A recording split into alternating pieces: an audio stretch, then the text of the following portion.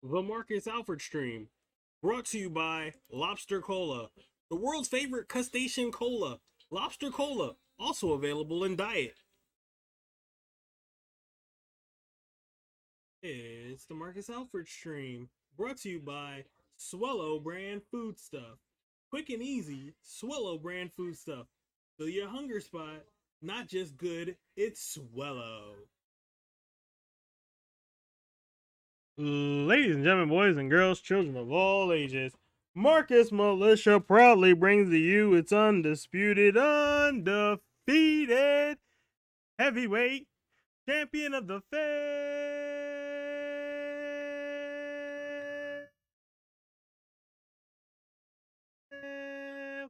cause it's ya boy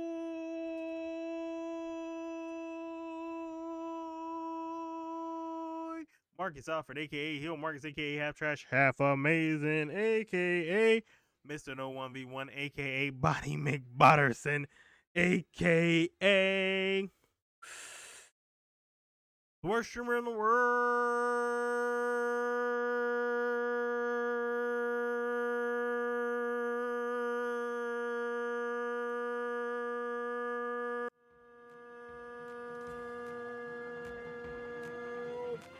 Bam! What's up, guys? We are live here on Twitch. It is me. It is your boy. We in the building, baby. Another episode of the Marcus Alford Twitch show. Hope you guys are all having a great day. Truly appreciate you. 1,000 and million%. Hope you all enjoy. It's gonna be a good night. We got KyleLiterally coming through later, a little bit later. Momentarily, actually. We're gonna knock out segment 1 first, and that's gonna be about MLB Playoffs. We got a lot of stuff to talk about. We got a lot of football action. We got a lot of sports talk. We're gonna continue our journey with Ben Simmons, because I mean, it's just one of those things you just gotta give up. We're gonna play Fall Guys, and yeah, have some fun, man. So join us, come in, talk some sports with us, and enjoy the show. We are here till 9 o'clock. You already know the deal. And yeah, we're gonna switch over and just get to the game before KyleLiterally gets in here, and then we'll chat it up.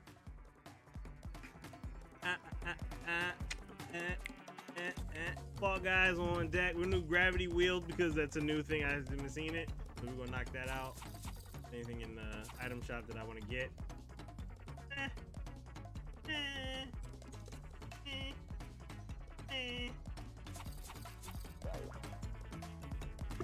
We'll get one run in with Gravity Wield, then I believe KyleLiterally might be coming in by that time.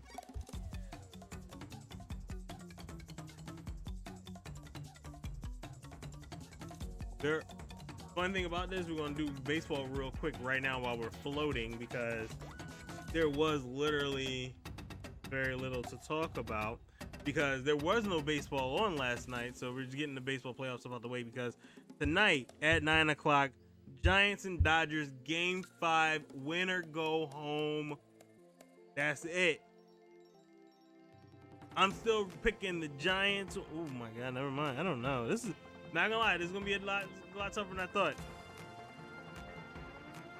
The Giants and the Dodgers are literally one game apart. This is interesting. San Fran is literally the favorite, but I don't know. I'm gonna go with San Fran because I picked San Fran to go far, but that is gonna be tough, man.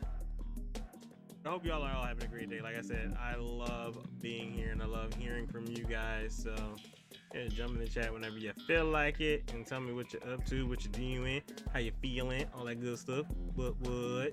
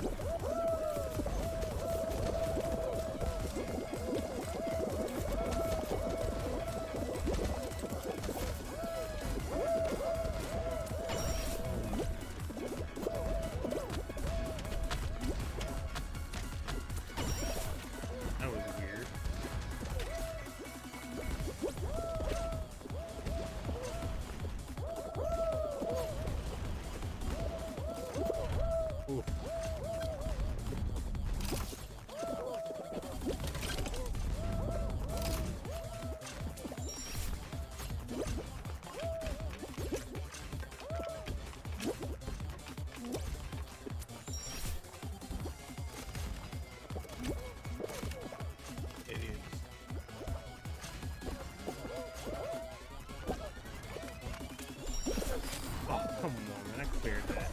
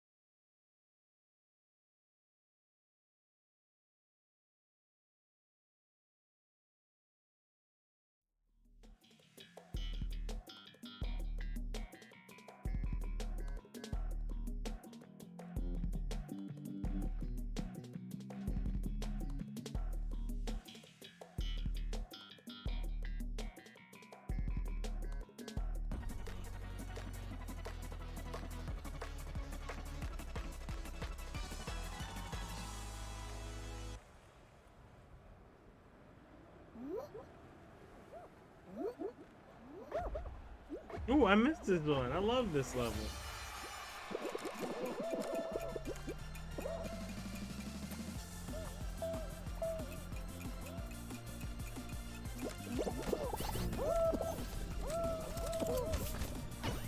Oh my god.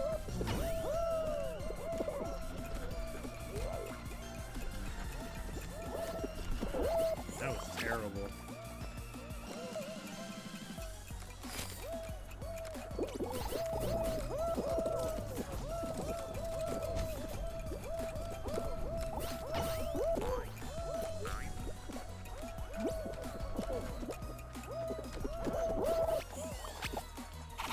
He's only got 8.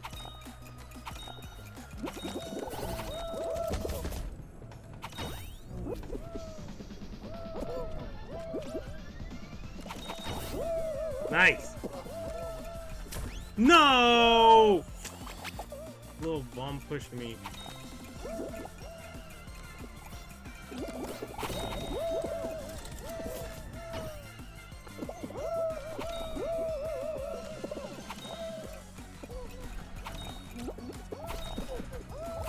Oh! Echo Wildlife. No! Are you kidding me? Oh my god, no. I'm so angry right now. I'm so furious.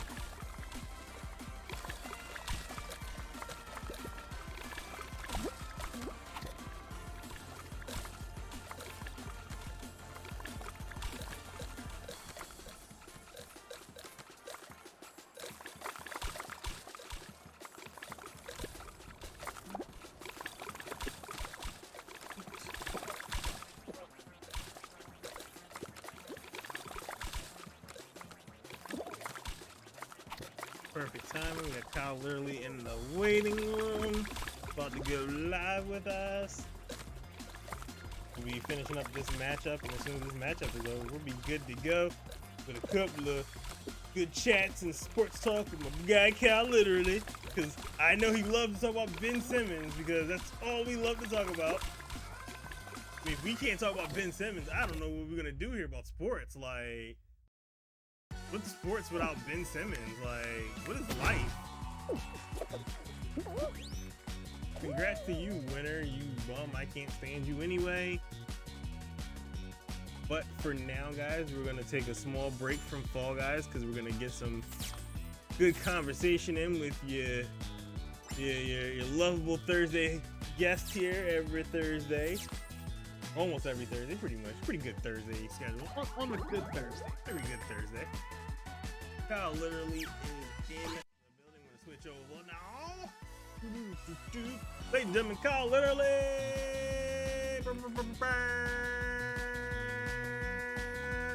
How are you doing, good sir? I am close to spectacular, if not fine by far. Hey. Now you're ready for the good Ben Simmons hot takes. Every week. That's why I'm here, week. you know. Ben Simmons all day. Everyone's favorite player, low key. No, we're not talking about Ben Simmons. What, like, there's no sports. Like, there's no sports. What are you gonna do? Talk about Kyrie Irving? Ugh. You. Yeah, and apparently you can't talk about him unless you say it to his face. Ah. But I mean, I can't really do that because he's not vaccinated. So. Oh, yo, I saw that. I saw like somebody said that. They said that about Ben Simmons. Yeah. Good thing he was able to get his COVID shot because he's not taking any other shots. It's like, damn. You're right though. No care in the world. No care. None whatsoever. For the jabs. They don't care. Whew. But yeah, we might as well just kick off this convo with good old Benny here. Hey, resub alert! I feel like every time I'm in your stream, I'm able to resub. I'm starting to suspect you, Twitch. I don't think it's been 37 months. I think it's just been 37 days. Twitch is like, while you're here, you might as well get the quick sub in. Yeah, right? Like, has it been already a month since I last hit that sub button? To be honest with you, I didn't realize it was the middle of October already. Yo, I've been tripping all week about that because I keep thinking next week is Halloween. It's not. But it feels like it'll be next week. But it feels like it could be tomorrow or like it passed already. I don't know what's up. I haven't even discussed getting a Halloween costume yet. I was like, you don't have a Halloween costume? I don't have anything. I wasn't thinking about it. I was like, it's possible. I was like, I want to get multiples. I want to have like wardrobe changes throughout the week. I want to do it big. I'm not trying to do it like average. Get one costume. Still gonna be streaming that day. So I mean, hell yeah. What are you going to stream on Halloween? Do you have any Halloween plans? It's the Cowboys live react show because Cowboys are playing on Halloween. So I have no idea. I mean, I'm probably gonna play Pokemon Unite, or actually play The Last of Us Part 2. If anything, I was gonna be doing Dead by Daylight. Ooh, Halloween week. Good. Is that that's coming out? Wait, Dead by Daylight's already out. What? Dead by Daylight came out like last year, 2 years ago. I'm thinking of something. Yeah, you're probably thinking about something else. What am I thinking of? Dead by Daylight 2 is coming out, right? That is a thing. No, I think you're talking about Left 4 Dead. Back 4 Blood? Left 4 Dead is another one. Left 4 Dead, right. Yeah, that one I've seen coming out. Yeah, there's another zombie game that's coming out. Yeah. I can't quite wrap my. That's funny. Dead by Daylight is basically you got a killer. You got 4 people trying to get out of that one area before he kills you or sacrifices you to whatever, demon, hell or heaven or whatever. But yeah, it's multiplayer game you can do online and all that stuff, and it's fun. We usually do it on Fridays, but during Halloween week, we're gonna do it all week long because all week long. let's get the scares going. But yeah, let's get into this Ben Simmons. Like I swore we were done with this. You thought, didn't you? I You really thought did. real hard. I really thought once he took the missed game checks, I was like, all right. Once he took the contract was going to be voided for that for missing the start of the season, I was like, all right, we're good. He's going to hold out. I keep thinking, of all the years I've seen football players fake hold out and always end up coming back right before the first game of the season or whatever, why didn't I think this was going to be different? This was just dumb idea on my part to think that he was going to be different. Don't blame yourself. I think a lot of people thought that, but I'll tell you what. Not that I am not a prophet by any means, and I probably didn't. I should have spoke on weeks ago. Yeah. Show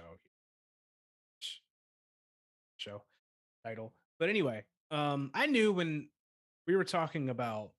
They were talking about Ben Simmons losing money, not getting that $8 million payout, and then missing getting all $325,000 per day, or per game or whatever. Like that adds up real quick. People think that these basketball players, you have a $170 million contract, don't make $8 million of that. And the thing that's about his contract, that's 5% of your salary. Right, and it's front loaded, so all that is big money. I think his big money is coming in during a holdout. Really dumb move. Yeah, it was a terrible move. It goes on his agent for not telling him, bro. It is. That's what this is. This is Rich Paul. This is Rich Paul corrupting. I guarantee you. I guarantee you this has more to do with Rich Paul than it does with Ben Simmons and his feelings. I guarantee this was more about Rich Paul and being upset at Daryl Morey, getting ready to trade him to wherever he felt like it, and was going to trade him to Houston, which is clearly a dumpster fire. He wasn't going to go there and win. So he was upset. I'll tell you what. He felt like he was going to do a power move. Daryl Morey said, go for it. They called his bluff, and he folded. He had to, because we would have been reading stories about how Ben Simmons fired Rich Paul in a few weeks. If this didn't happen. And I don't think anybody really saw that coming. I don't think you can see something like that coming because you don't know the ins and outs of it. But there was just something a little bit off about this, because why all of a sudden is Ben Simmons this vehemently against playing Sixers? I know, clearly he's Hollywood. Yeah. And he's going to get to LA or wherever eventually. I don't think he's going to be a Sixer he's playing his entire career. Even if he does play out the next few years. I think he will. I think he will stay here. Why? Though? I think the only way he would go to Philly or away from Philly is if he got injured and completely diminished his talent. Well, that's what happened. So I'm saying that more from he'd get like that Derek when back in the day when we would pick up all those old guys back, like Derek Coleman, still do that past their prime and whatever. That's when we'll send Ben Simmons off, or right before Andre Iguodala. I think we'll trade Ben Simmons. Probably have somebody we'll get Damian Lillard when he's in his 12th year.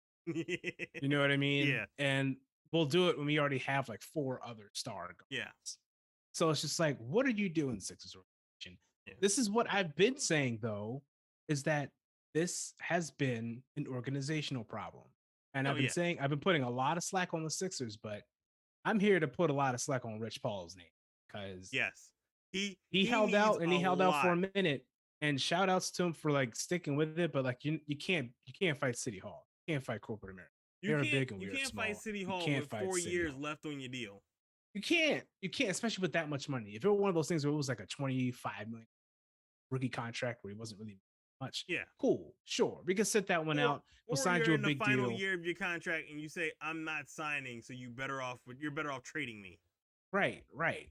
No leverage whatsoever. Yeah. So I don't understand why this move came in. I think there's a lot to be said with Sixers organization again still, because again, I've harped on this show about we had such a dope squad in 2019 that could have won the championship, if not more than one, but we didn't that year, and it just got blown up. And that's the same thing the Sixers did in 01. When we went into 02, we got rid of so many players, brought in old guys like Derek Coleman, and then later, when it was past AI's like window of opportunity, we brought in Chris Webber. Like, 29 was what still were we doing? Brett Brown, right? Was That was still the Brett Brown era, right? 2019. Yeah, that was Yeah. like yeah. All right. That was So who was before Brett Brown? Was that Doug Collins? Who was before? No, 2019. Right, I'm saying who was before Brett Brown? Who was before Brett Brown? Who was before Brett Brown? Just out of curiosity. Oh my god, I don't remember. Yeah, I don't either. Anyway, no, man, there's some patterns that are really showing themselves, and I hope that gets resolved over these next few weeks or whatever, however long it takes for them to really reconcile. But I think seeing that quote from Doc Rivers, "Your effing contract," like, man, that is telling, right? Because Doc Rivers is like, yo, this is your problem. It's not Ben Simmons' problem. You're keeping Ben Simmons away from what he actually, which is to be the star of a team. And I think he really wants that. Yep. And I think if this situation is really true and Ben Simmons really wants that, and if he's really been working hard on off season, he could have an MVP caliber year. Yeah. Because he wants to play to his full potential. Yeah. I think he's got a lot to prove. He has so much to prove, not just the Sixers fans, not just because of the Atlanta, but just because Ben Simmons as a person, as a player, has a lot to prove because he hasn't proved us anything yet other than he's a great passer, great defense, offensive. I think he wants to get past that so we can make some moves because I don't think Ben Simmons is going to be a Sixer for life. I think he wants to go somewhere else or down south and just life. I think he really wants that. That's okay. You're not going to get that here, but win a championship with JoJo and we're good. Yeah, and I think this whole situation, the whole summer it's going to blow over eventually. Oh yeah. I get fans are upset right now, whatever, but we've seen fans sit here and drag Donovan McNabb all day, every day. That's Donovan. He did, but they dragged him all day, every day until he got to the Super Bowl. Then all of a sudden they were like, hey, man, that guy's a Hall of Famer. And I'm like, yo, where were you 2 weeks ago when you were sitting here ready to smack him and his family members? Like, stop acting like this. But, like, honestly, if fans ran any sports program, there'd be no players left on the team because everybody would just say they suck. So if he can sit here and block out that noise, because I remember at one point when Kobe was tired of the Lakers and said he wanted to be out, and he was like ready to leave. He was ready to go out the door, and I remember Laker fans were starting to turn on him as well, and they were like, "You bum! You're trying to leave us after we picked you over Shaq?" And they were like, "Oh wait, you saying they convinced you to stay? All right, we're good." Yeah. So I feel like if he just shows up, he does his thing, and I believe if he just keeps being aggressive, he does not have to be this crazy amount of high volume shooter. Oh. If he just be the aggressive guy to attack the rim, plays the defense like he's been playing this whole time around, he could definitely be an MVP. Like, all he has to do is average 20 a game and have that defensive like production. No one else is doing that. On both sides, no one else is doing that.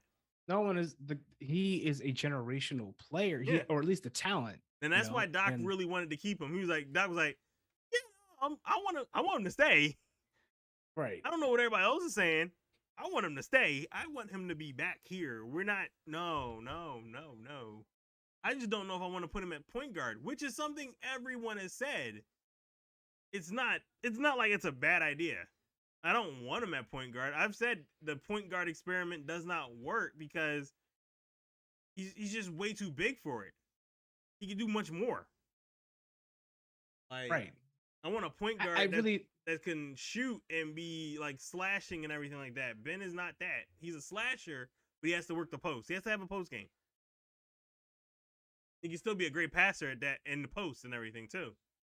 he's a really good Sean Kemp. I Yeah. said that before on the show. Like Sean Kemp would run the whole floor as a Yep. power forward, and he would be fast, and then he would just slam it down. Like Ben Simmons can go coast to coast all day long. Mm-hmm. No one's going to catch him. No. No one has set this man free on the court yet. Because Brett Brown, or he who will not be named, was never capable of orchestrating that kind of offense. No. And we saw that when we had the pieces, and then we saw that when we didn't have the pieces.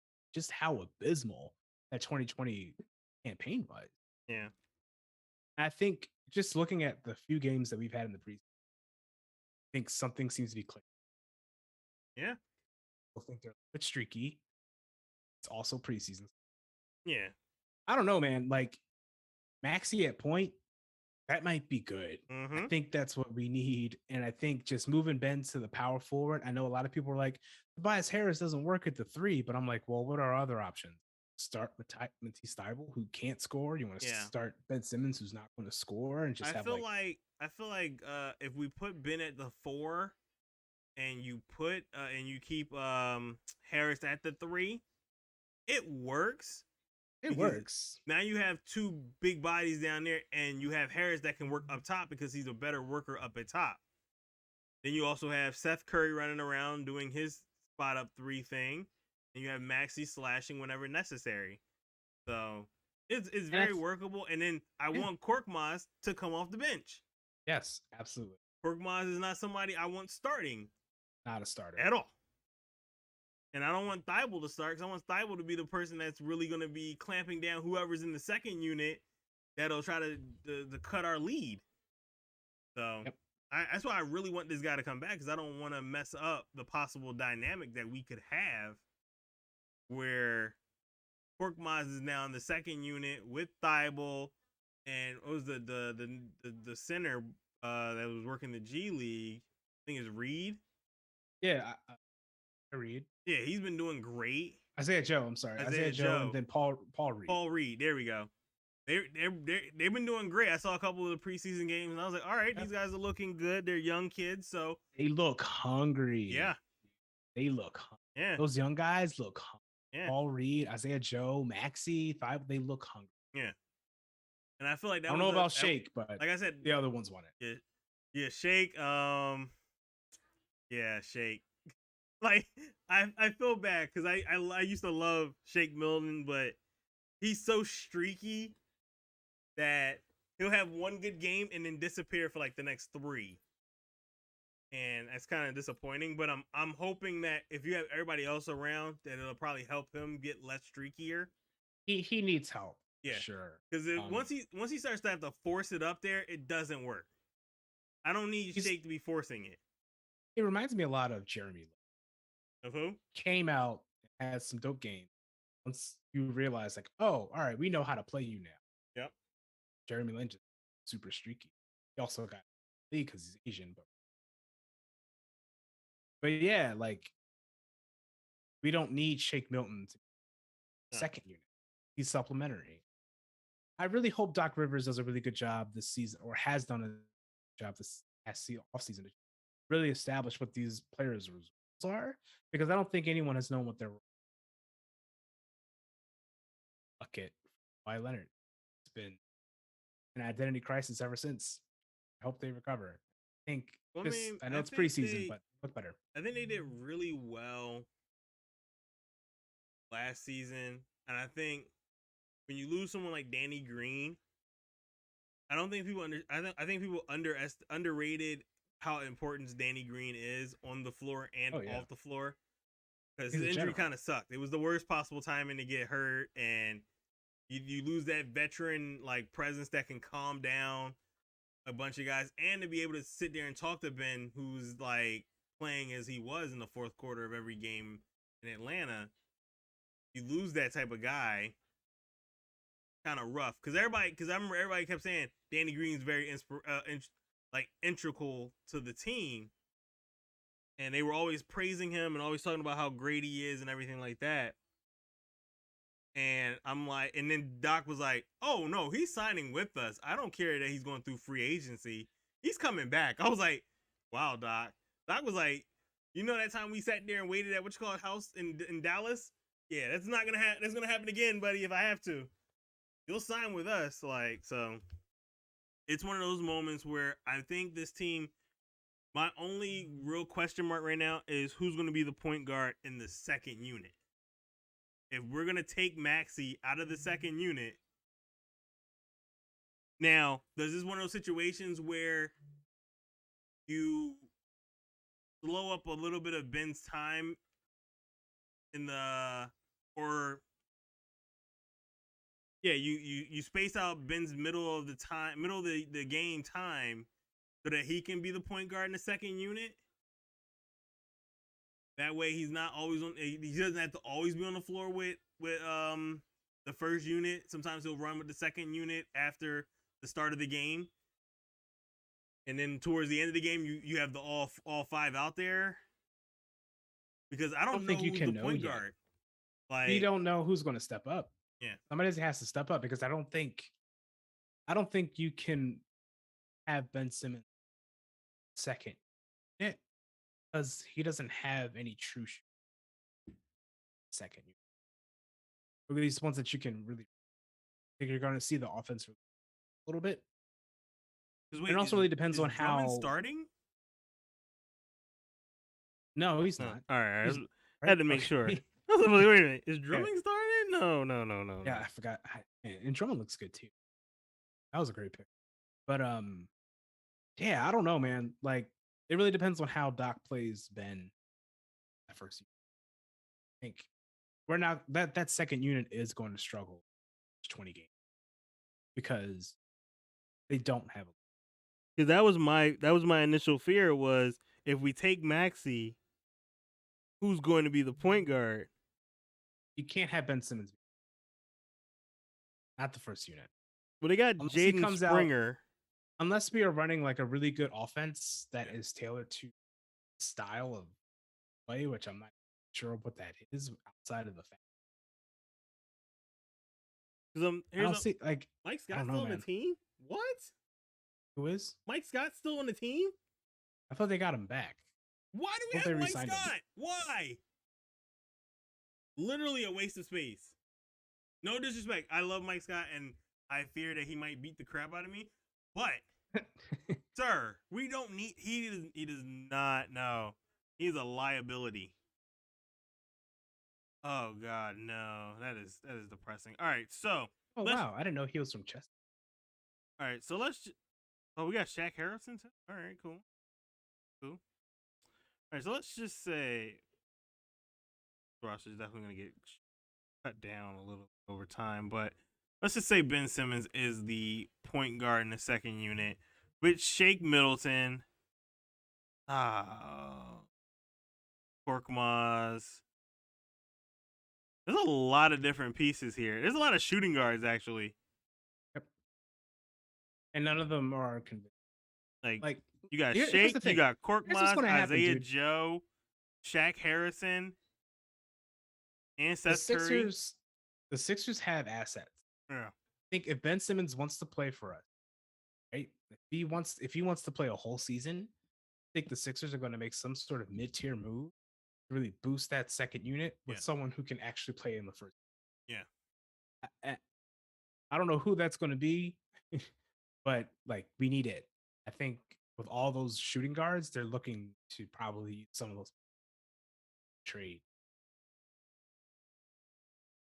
Yeah. Kind of like an Andre Drummond type. Yeah.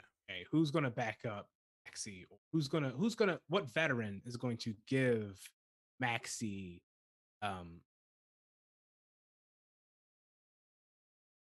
mentorship in order to be the point guard that I think the Sixers really like. I can't see Ben Simmons being marked as a 6'11" point guard. Like your point crazier guard, things have happened. Your point guard is taller than taller than two of your other centers, not Embiid. I mean, dude, when we had Theo Ratliff starting center, he wasn't even 6'10". Yeah, I think that's one. And that worked. I think that's that worked for us. I think that's one of the most scariest moments is when your center is not 7 foot or not even like 6'11". Like, I get nervous. I'm like, bruh, like, he led the league in blocks that year. I And know. and then we traded him, which we needed to because we knew we were going to go up against Shaq in the playoffs. But like, that's kind of what I'm using as an example is that who are we going to be going up against in the playoffs that we are going to need some sort of experience point guard position Yeah. to compete? Like, who are we going to be competing against? Because at this point, I thought at the beginning of this preseason that the Nets were the runaway. I don't really feel that way. Oh, I have no fear for them right There's now. too much turmoil happening in that organization with Kyrie. No fear from the Nets. No fear whatsoever. I think we could totally take them in a 7-game series, especially if we I don't even got think a they're gonna make it close to there. I'm like, the Bucks are the ones we need to focus on. The Bucks are the ones to fear in the Atlanta's gonna be tough. They're gonna be tough. They're solid 3-4. The Knicks are gonna be tough. Chicago's gonna be tough. East is loaded. When did this happen? How did this happen? Chicago's tough. Chicago is at this point where they're talking stuff like they ready to go. Mm-hmm. Charlotte, love to see it. Charlotte's gonna be better. Like, it's gonna be interesting, but like, no, everybody's looking at Brooklyn and like, all right, buddy, you're still here. You're still a thing. Oh, we're good. We're good, guy. I don't think they want it. Yeah, I think James Harden wants it. I'm not even sure about that one.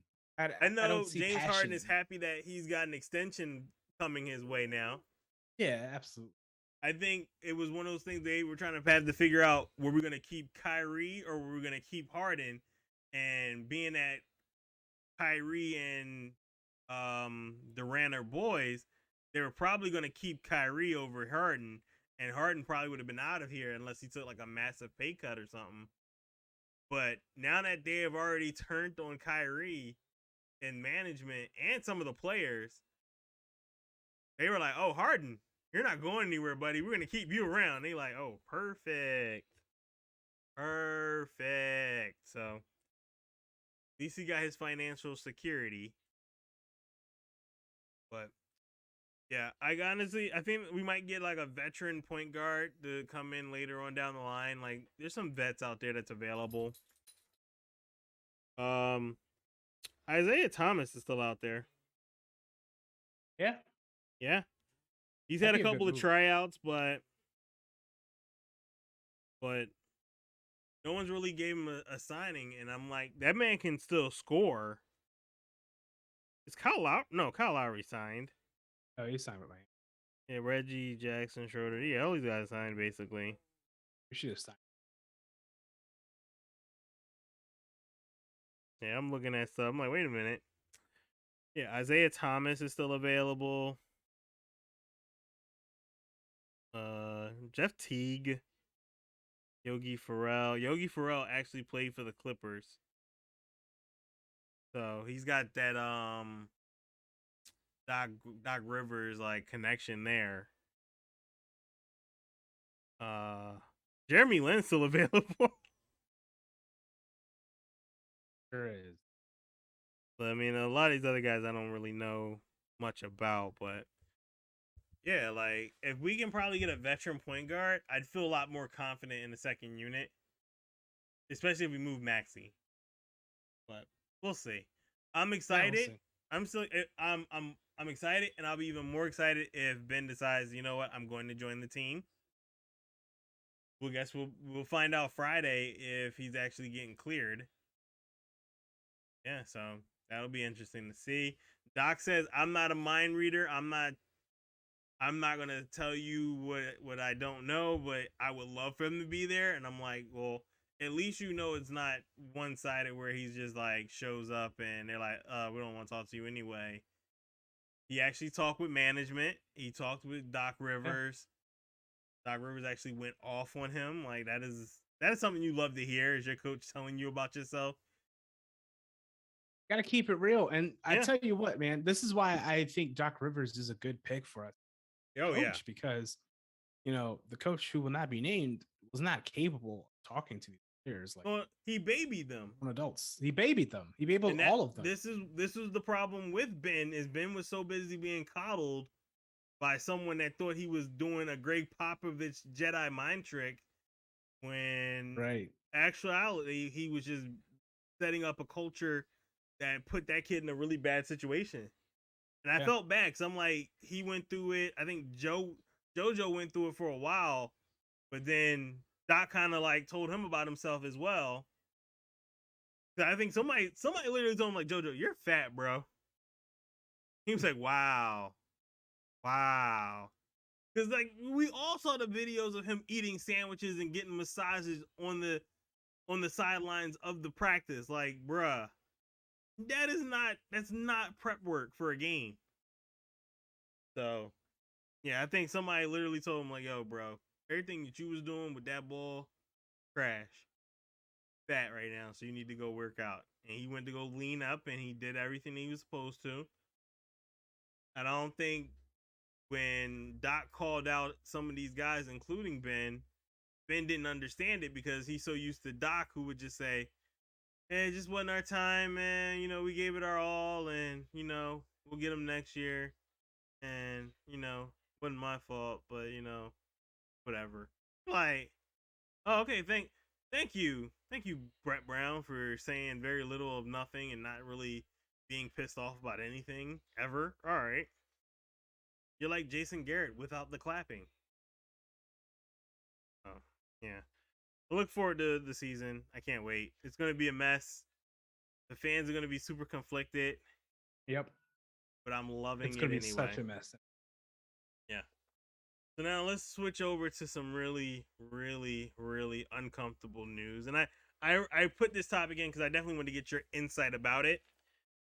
The Washington football team are under investigation. There's a lawsuit going on with a lot of the cheerleaders and former cheerleaders and other women that used to work at the organization for harassment, and there was an accusation that pictures that were taken of the women without their knowledge were being distributed through company email. So the NFL investigates all the company emails, and at this point, John Gruden emails come up, and boy, oh boy, did it show a lot about John Gruden's email lifestyle. Now, everybody has an email lifestyle, so we're not going to act crazy and act like no one has a conversation where you're like, oh, or no, not now, not recently, but back in the day, we all had like those little email chains where we would be talking crazy stupid. Yeah, but that was different. Yeah, that was our only form of communication. Like, we weren't talking about, and we also didn't use our work emails. We didn't have work emails. That was the thing. So like email. Okay, all right. So I don't know. So let's back up a little bit because I really haven't been paying too much story. How was this news? Because I feel like this is what football. What have like the emails that John Gruden sending were released, or you still one of those things where Washington isn't releasing the emails? Like, what's happening? Like, and it's certain emails have been released. Mostly the ones that were really damaging. The one about Damaris Smith, head of the NFL Players Association, that talks about him having big lips, that they were like Michelin tires or whatever.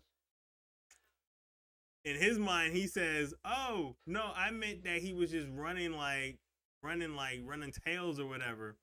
He said because he's a liar or whatnot, and no one bought that because it was just a sad lie. Then he also talked about some. He also used the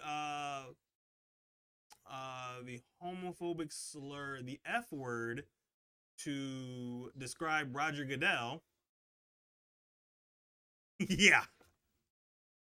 He also didn't like the fact that the NFL were looking to push a team to draft Michael Sam because he was gay. Yeah, I believe he used the Q word in there as well in some of these conversations. Yeah, he said some other misogynistic things in there. Apparently, he was treating it like the locker room of a YMCA in 1985, Like he was going all in with no filter, and it was wild. That's exhausting. Huh? That's exhausting. Yeah. And the This is what gets me. Go ahead. He didn't like the social justice initiative that the NFL did with the NFL started a couple years ago.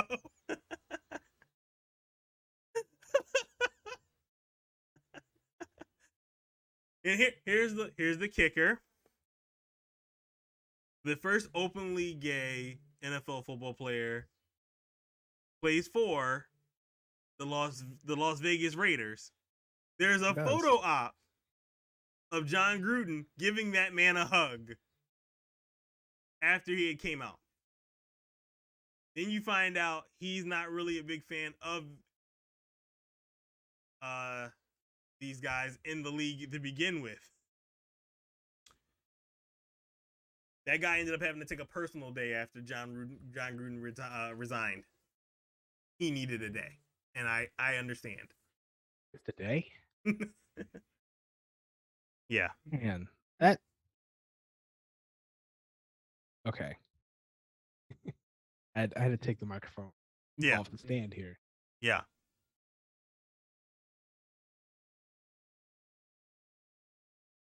This is why I don't like football anymore. Like I've been talking a lot about how like it's hard to watch because it's just like I was watching the WNBA game last night. Yeah. And I was watching the ticker. And I'm just like, wow, all these players have all these injuries from like a vocal contusion or throat contusion and dislocated shoulders and thumb surgeries and fractured ribs. Like, no, I'm going to go in, coach. These players are putting their bodies on the line for people, for coaches who don't give a damn about them. And I'm more afraid for the players like, whether that be like Michael Sam or other players who just don't necessarily align with that locker room culture BS. Yep. That like their lives are at stake. Yep. Here in more ways than one.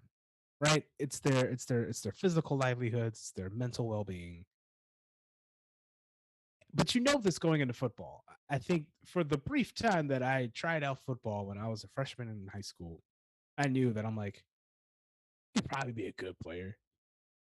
But I don't want to be around these people because I just don't feel safe. Right? Yep.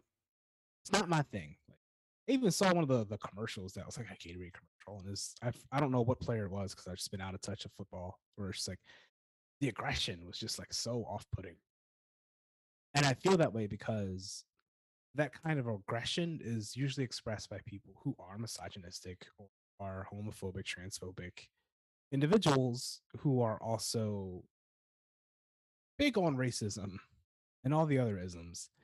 And here we have a league that does not want to take a stance on things like Black Lives Matter. But a generational talent like Colin Kaepernick is out of the league. But we have players like Tim Tebow who are given third, fourth chances. Like, and then we have players like Riley Cooper, who played for the Eagles like 5-10 years ago. He's just like, he'd fight every N-word out here. And we were just like, oh, it's just the boys being the boys. We cut them. But like, what if that didn't get out? What if Riley Cooper's out here playing with all these other black players, being completely racist and not giving a damn about how racist he is? We have racists playing or coaching and administrating within this league, and we're just like, cool. And the other thing that really gets me about this too is that it's the discourse that's happening with fans. Everyone's just like, oh, people are being so sensitive these days, or this, that, and the other, and not really understanding the implications of this. That this thing that's happening with the Washington football team and the emails, that's happening everywhere. It's not just Washington. And I guarantee you there are about 31 other GMs who are shaking in their boots right now. Or other coaches, all these other players who have been participating in that kind of prejudice and discrimination against people who just like want to play some football. Like, who cares if you're gay or not? Who cares what your sexual preferences are or what your creeds are? Like, who cares? If you know what the plays are and you play well, get on the grass, play some ball, represent your team, represent your friends and your family and all that stuff and the fans. And that's not a whole like just shut up and dribble type moment. It's more like a like, can we just be out here? Because clearly we can't. Because someone, John Gruden, who is so revered in the league as just like one of the all-time great coaches, and this is what comes out, and it doesn't surprise me. And I think that's even more heartbreaking than it actually being a surprise. Like, oh man, John Gruden, Chucky, what you do? No, this is what I expected because I don't know. I see that aggression in Chucky and John Gruden, and I'm just like, yo, yeah, that checks out. I can tell by your body language that that is who you are because I've seen it everywhere, and we've seen it everywhere as black dudes. Like we see this stuff all the time. We know it. We can see it, and that's what sucks about this situation. Is it's like this is the league. Yep. This is the NFL for you, and if you haven't noticed that already, then you have not been paying attention. And the sad part about this, that is not the only bad thing that has happened in Washington, because that investigation is still ongoing. A lot of the higher ups that were in the conversation chain are mostly gone already. But now it's also sparking a different conversation because there was a lot of racist situations in there too. And now you have to figure out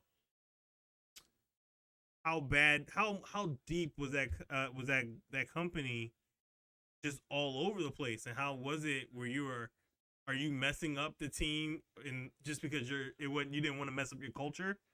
I know Demar Smith kind of hinted at the possibility of, oh, maybe they weren't hiring black coaches because of those higher ups, which would kind of mess up the whole Rooney Rule at that point too, because now you're showing there's a culture there in Washington, or was a culture because most of the people were gone, that really was setting up people for failure.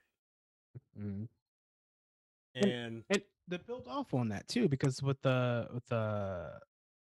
when you have rules like that in place that are just like you have to at least interview these black and brown coaches, like this criteria. It's not the thing that really people got wrong about things like affirmative action back in the 90s was that like that in itself is a response to a long-standing withholding and gatekeeping from black people. It has nothing to do with the fact that they aren't talented or not, because they are. And the discourse around it is informing people who are actually talented black people that, hey, you can do this, but you have to penetrate all this BS, basically. So when someone does get hired, the other hand is like, oh, well, they only got hired because they're black, right? What does that do to other black people who are trying to break into those industries, who are trying to play for the league or coach in the NFL? Like, it's telling them that they aren't good enough. Yep. Even the ones who are good enough, quote unquote, aren't going to believe in themselves because they just think that, oh, the system was designed in such a way that it has nothing to do with merit, which is true. Yep. And those rules get misconstrued into thinking that like, oh, we're only doing this as favors. It's just like, no, this is trying to respond to a critically bad thing that happens within so many systems in America, where it's gatekeeping, and they get contorted into thinking that it's the other way around, and it's not true. And that sucks. And how many black coaches could have been great and really change culture? Yep. How would that change the culture of the NFL if we had more black leaders in the NFL? Which makes no sense to me that that's not the case, because the majority of NFL players black. Yep. Your league, your front offices, your sidelines are not representative of the people who are on the field sacrificing their bodies for your multi-billion-dollar company. Weird. And that's why I'm having such trouble sitting down and watching football, because I'm just like, black people are being exploited so heavy, but at least we're getting paid, right? Oh, you make $100 million. Why are you complaining? This is because they're human. Yeah. It doesn't matter if you make $100 million or $100. If you're treated the way that John Gruden is treating his players, his players, not somebody else's players, his own players, and then he's going to go hug them and say, oh, we're cool, man. Can't wait to see you to start. What? Mm-hmm. Man, that's one of the worst kinds of racism, where they just smiling in your face. Yep. Smiling faces. Like, come on, man. Yep. We've known this. Yep. But Smile I in don't your know. face It's all the time. Wanna take your place. all The the backstabbers. Backstabbers. Yep. a whole ass song about it, bro. Mm-hmm. and like we know this. Yep. And that's really disappointing. Like, it's so heartbreaking to hear this story. It really is. Yep. And it's, for so many reasons. And, I feel and heartbroken there's for the still so players. much more to be released. It's still Yeah. not done. And the sad part is that's not the only problem over in Washington. Last week, or no, actually it's been almost 2 weeks now, almost 2 weeks. Federal law enforcement reportedly raided the Washington football team training facility, and their head trainer is currently now on leave, and a couple other people underneath him were put on leave as well. They do. Hmm? What they raided it? So what happened? The federal law enforcement raided the Washington football team's training facility. They've been investigating the Washington football team's head trainer since the start of the summer and during training camp.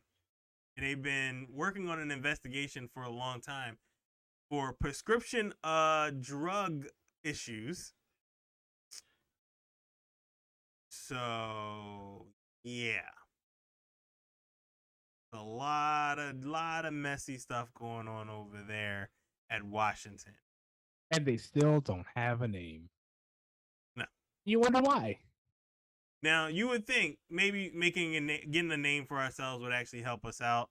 Or you would probably want to do something that's going to be some kind of good press after these John Gruden emails come out and it's too late. You're hearing all this other stuff, and then you got a police raid.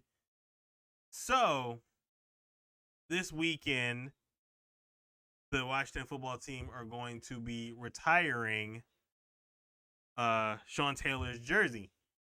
Is it Jason Taylor or Sean Taylor? Let me make sure I get that right. Sean Taylor? Jason Taylor played for the Dolphins. That was Jason, right? Jason played in the Dolphins, right? Yeah. Yeah, it was Sean Taylor, yeah.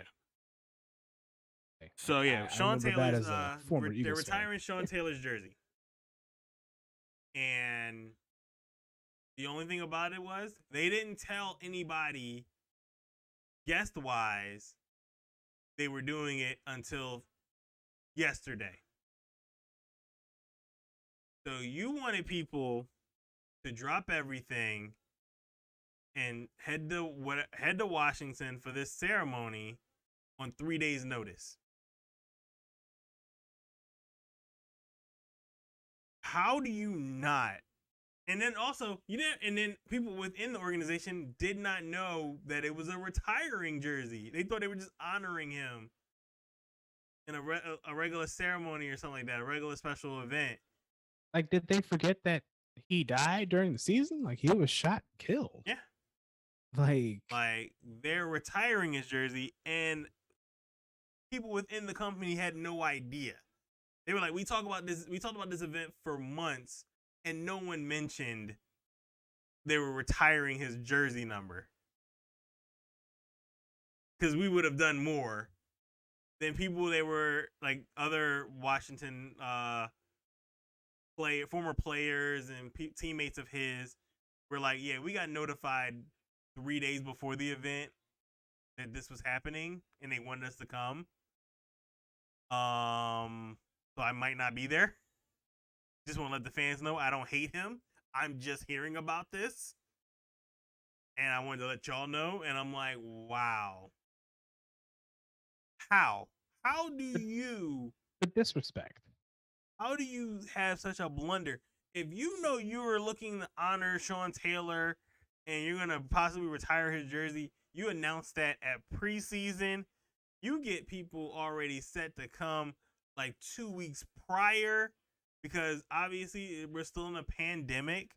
So you want people... Right, you got to plan that you a want little people bit more to make the trip just so they can maybe get a test beforehand and maybe just chill in the city for a week or so and do some special events with them so you can milk that money back for whatever that trip and having them stay for that long works out, like it makes no sense to be that foolish and that unprepared when you are a team that's honoring a person that you hold in high regard.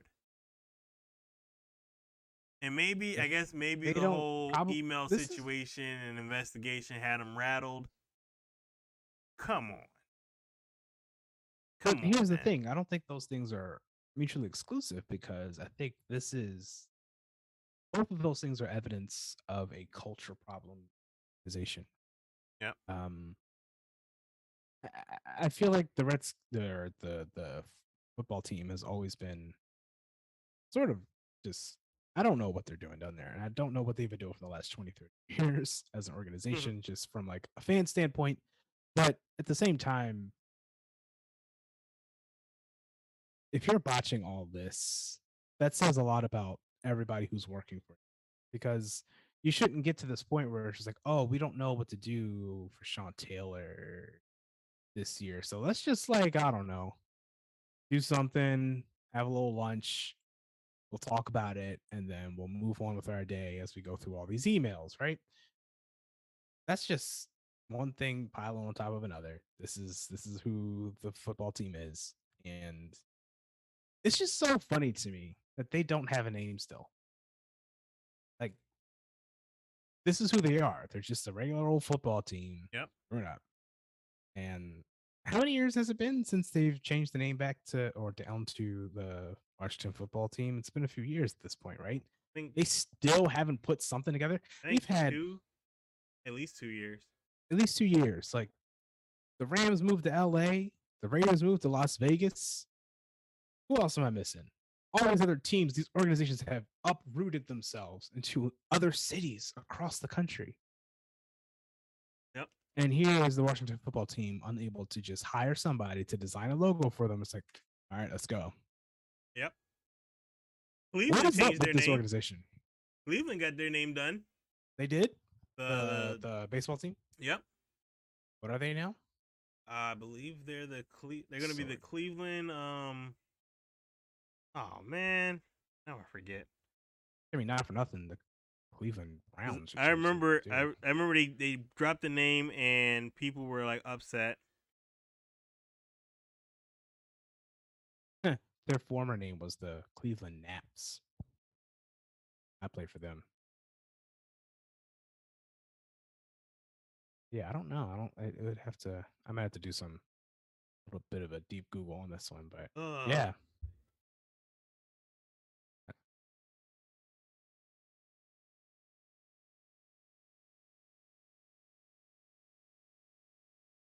Guardians. There we go. Yep. We did it, coach. Yeah, a lot of people were upset about that. I thought it was like the Generals. I knew it started with a G. I just couldn't think of like Guardians, but yeah. It should have been the Cleveland Rocks. Missed opportunity. Yeah. Everybody come in for our monthly promotional rock day. Grab a rock. No, it would just be like, it would be the theme song to the Drew Carey show. Yeah. Cleveland Rocks. Cleveland Rocks. It's perfect. Where's my $1 million? Ohio. Exactly. Oh yeah, that would be so lit. No one older than 25 would get that reference. Yeah. You youngsters have no idea. Yeah. You can't even find, that's not streaming anywhere. I guarantee you that show is probably also toxic as hell. I guarantee you there's some. Yeah, actually, I don't want to. I mean, they still air Married with Children. Was that show that bad? I have not watched Married with Children since college. It was very misogynistic. Oof. There are a couple of well, actually, Al was really nice to this gay couple. That was really cool. He was like, "Yo, man, your husband's at home cooking for you, eating these meals. I don't even get to eat." He's like, "I tried his potatoes. It was awesome." I was like, "Oh, look at Al." Yeah. But I mean, I remember he dealt with transgender woman. That was something different. I was not prepared for that reaction. He's like, "Oh, come on, Dad, stop playing." He like ripped. he went up his dress, yo. He was like, no. So yeah, I don't know why that. I mean, there's certain episodes that I didn't think they would ever air again. They still air them. So I don't think Drew Carey was that bad. It was on I know ABC. yeah, but I the only thing I really remember from that show, as far as just like probably what was bad about it, was like they fat shamed Mimi so much in Oh that yeah, show. yeah, Like I don't think I could handle that. yeah. That and like yeah, the shots at Mimi for her looks didn't help. Right. Like, Yeah, why are we doing this? This isn't funny. I didn't appreciate that as a kid either. But whatever. yeah. Anyway, But enough they about did Changing have Rocker. Drew's brother on there. Like he was cross dressing, so had a I couple wonder of what Krista Miller's doing these. huh. I wonder what Krista Miller's doing these days. Whew. Oh,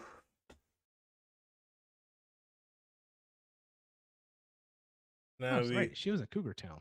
I forget about that. oh yeah, Yeah, she was in Cougar Town. very true. She yeah, like I felt like after I saw Scrubs, I was like, oh no, it kind of changed my whole vibe on her, like. Yeah. Because at first I was like, Yeah. yeah, cool. And then all of a sudden I was like, oh no, Jordan. Like she would have certain Yes. moments I'd be like, that's cool. And then I was like, oh no. Ugh. Then Cougar Town, she was alright in Cougar Town. She wasn't Yeah, that she was all right. bad, but Cougar Town had like a lot of different parts that I was trying to pay attention to. Like, what's the girl? The Phillips girl, Bijou Phillips. Right. And that's her name. I had like a Yes, I massive think crush it on her. is. I don't know why. It was just so random. Understandable. I was like, okay, hey, you. All right, I'll watch this. I don't even know why. Some random I had a Courtney Cox crush too. I was like, yo, this is really awkward. Like, I don't even like friends like that. Like, no. I mean, Peach Phillips. She's. I could see that. Yeah, Absolutely. yeah. It was one of those things. I was like, when you have those random crushes, like, all right, I guess. All right, we're gonna work with this. All right, cool. I gotta I watch mean, the show now. yeah. We were young. We didn't know any better. That was all we were exposed to. Yeah. Yeah. You know. 'Cause I didn't really care for an I didn't even watch Freaks and Geeks back then when I was a kid. So confession time. I've only seen the first episode of. The first one, Mm-hmm. that's it. Yeah. Eh, I don't know. It didn't grab me. to be honest Like, with I you, would have liked it when I was younger, but I only saw it as an adult when it came to Netflix the first time. I was like, all right, I guess this is cool. you're not losing any sleep over. You're not missing anything. Yeah. It only ship went has one sailed. season, so Right. Well, some of my favorite shows have only gone one season. yeah. But I mean, this one it finished on a cliffhanger, which was kind of disappointing. But That sucks. because she like left off for I forget. I think she went off for like a concert or touring a concert, and I was like, that's cool, but no one cared. But Right. yeah, it's just one of those things where it was kind of weird, but it was okay. Like it wasn't something like I watched it and I was like, all right, cool, couple of jokes, all right. I know I recognize all these people from other stuff, so I can remember that. That's cool. Like I wasn't if I never saw that show, I wouldn't have lost any sleep over it. Like I know everybody talks about how great it is, and it probably is great to them, but it wasn't something that made me like drop everything to watch. Right. Like if it's like King of the Hill, I'll drop everything to watch. Right. Married with Children's still up there for me. If it's Married with Children, I'll drop everything to watch it. King of Queens is up there for me too. Like I don't know why King of Queens is just hilarious. Yeah, it hits a little sweet spot. Yeah, and Leah Remini's in there too. So I mean, Exactly. one of the crushes. Yeah, there were many. Yeah. So, Bro Migo, I want to thank you for coming through, but I want to hear what you got going on.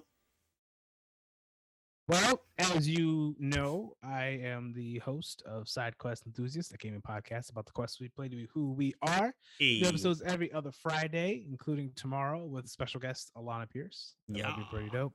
And then, there's also The Fetch, Side Quest Enthusiast. Everybody go check that out. First episode came out a couple weeks ago. We're going to have to record another one for the Halloween episode. That's me and Marcus chopping it up. And yeah, that's pretty much my main jam these days. I'm cooking up some other stuff for SQE, hoping to launch in November as well. We'll see how that goes. But in the meantime, just follow me on SQE Cast and KyleLiterally on Twitter and Insta. And keep an eye out for, I don't know, some announcements and stuff, because I'm about to dive into this whole podcast and things. So game on. Hell yeah. Well, and thank you for coming through and hanging out with us for this hour of Ben Simmons and Washington football team talk, which, yeah. Somebody's got to do it, Yeah. So. I mean, that's pretty much the name of the game here in sports. You just got to do better. Do better, be better, and do better business. Do better business. Be good and be good at it. Yeah. That's all. Absolutely. Yep. Ladies and gentlemen, KyleLiterally. Also, we're going to take a small break, Reno. And wait, hold on. I have a prediction. Hey.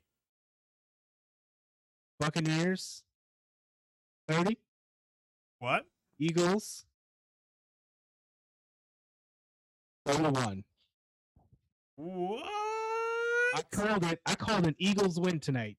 What? Wow. So we'll see what happens. It'll be a nail biter. Super Bowl Part 2. Whatever. Technically, even though it's with the Bucs. Gronkowski's not playing. I think the Eagles have a chance. Alrighty. All right, guys. So we're gonna take a small break. We'll be right back, and stay tuned.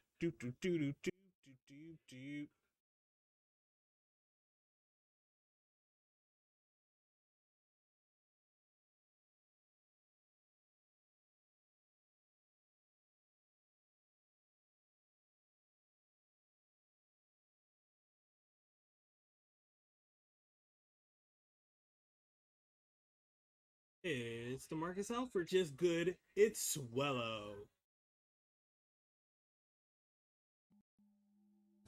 Round 1, fight. Busted. Hardcore.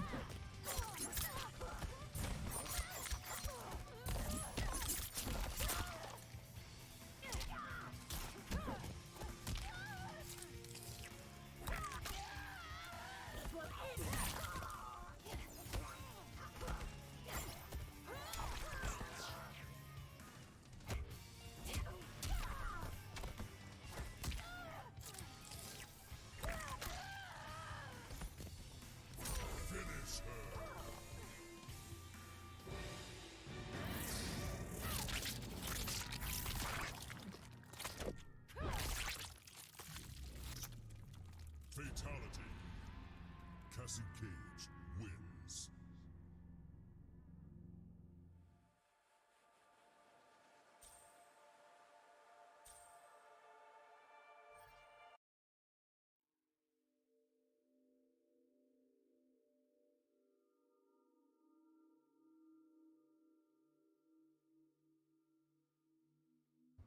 Round 1. Fight!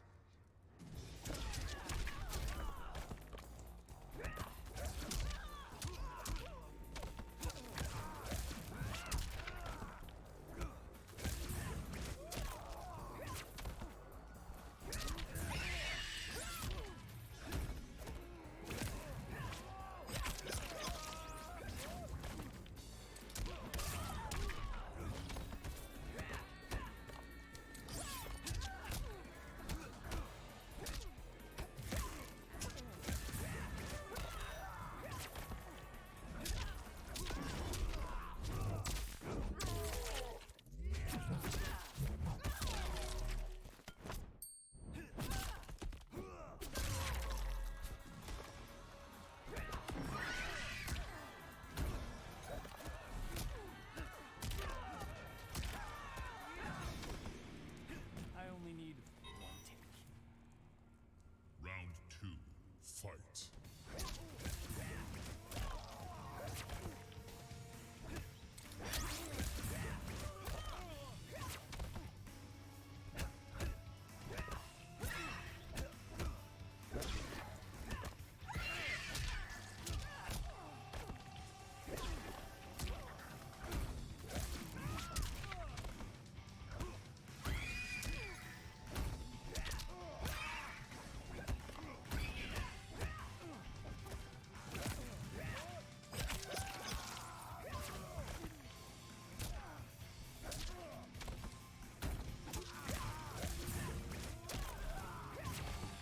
Best for life. Final round. Fight!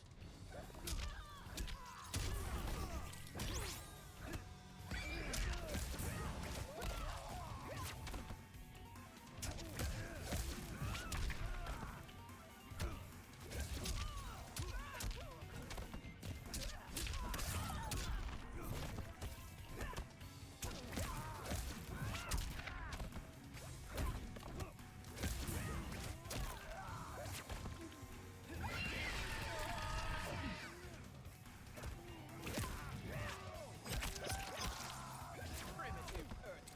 Finish him!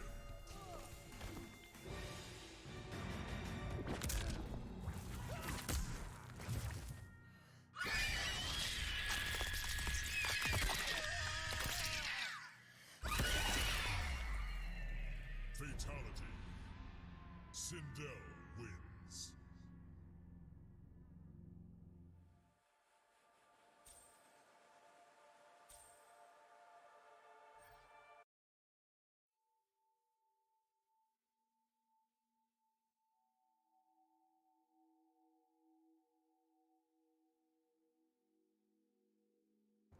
Round 1. Fight!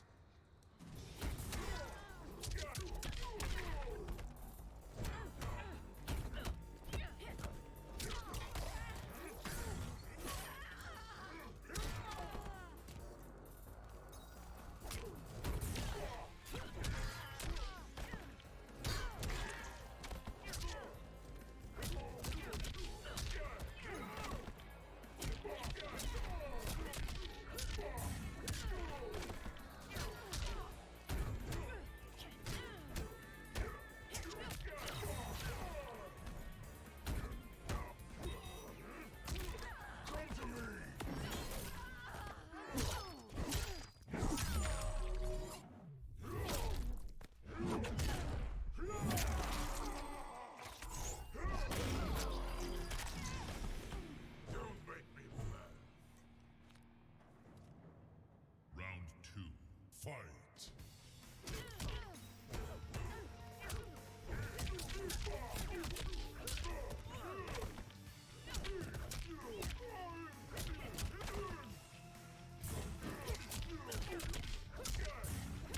As you were.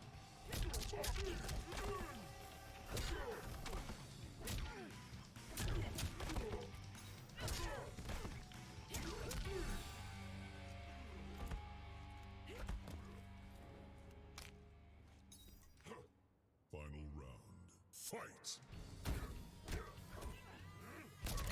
You suck!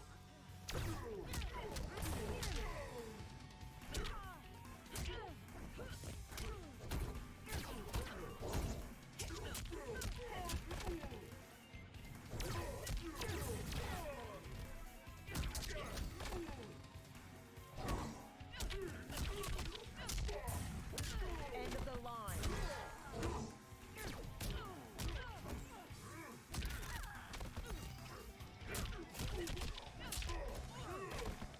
Finish him!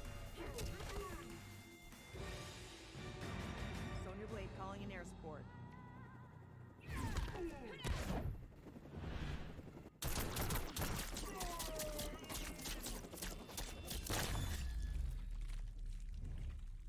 Fatality.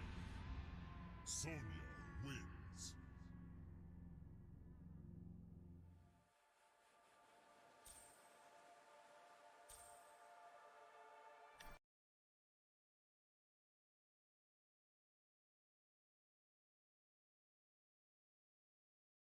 It's the Marcus Alford stream, brought to you by Swallow brand food stuff.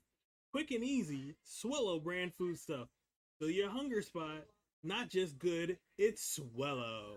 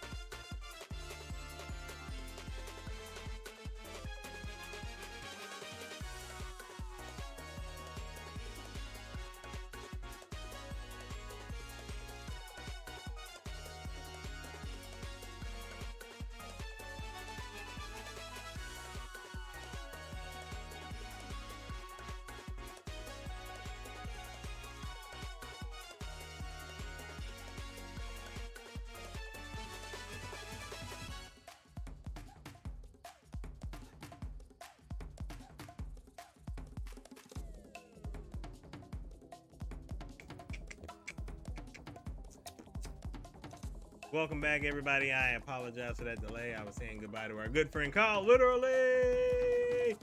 Big shout out to the bro for coming through and hanging out with me. We got so much more to do because we still have a lot of time to go, baby. Go. We got quick hits coming up. We also have Thursday Night Football preview. We've got NFL predictions right afterwards and quick hits. And that's it, baby. So we're going to get back into the games. We're going to get some dubs. We're going to try to finish this gravity wield or weld. So chat with us. Tell me how you doing. Tell me how you living. Shout out again to KyleLiterally for the sub.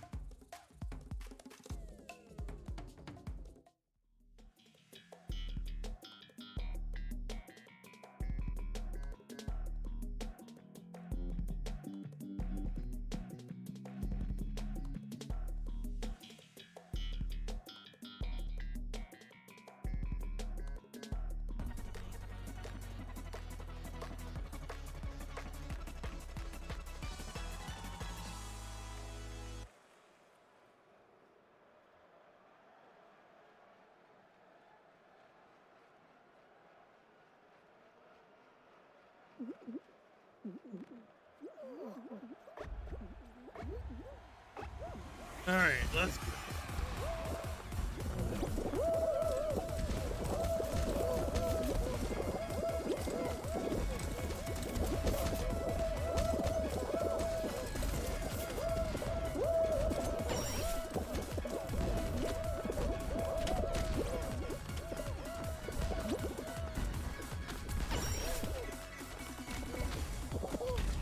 Oh, what the hell?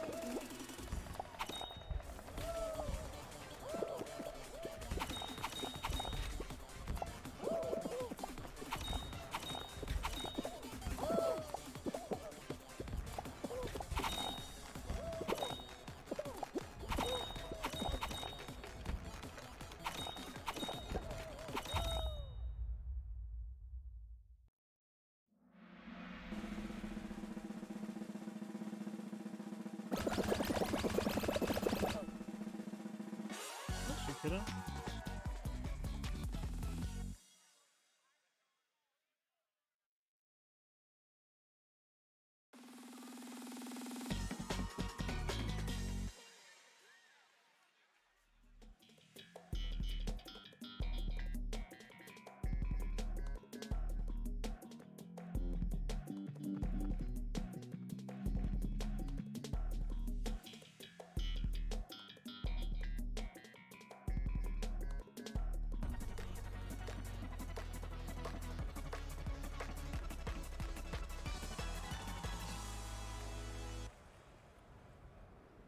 If I get eliminated, I'll walk out.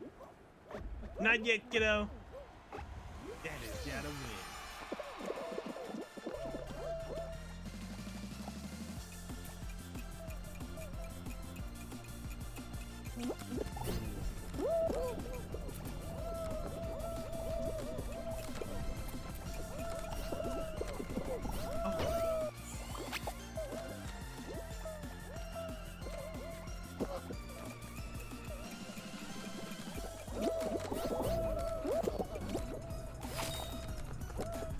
Oh, come on! Can't keep on like this.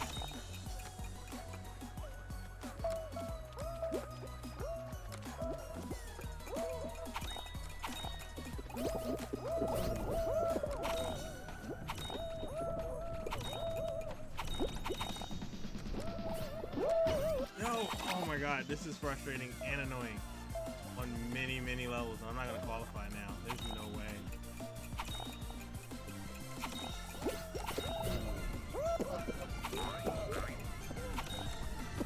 Come on, yo! That's a stupid, it's a stupid spot. Like, yeah. I guess I'm taking you outside. You ready to go outside, kiddo? Give me 1 sec, y'all. BRB. Gotta get the spot. Right.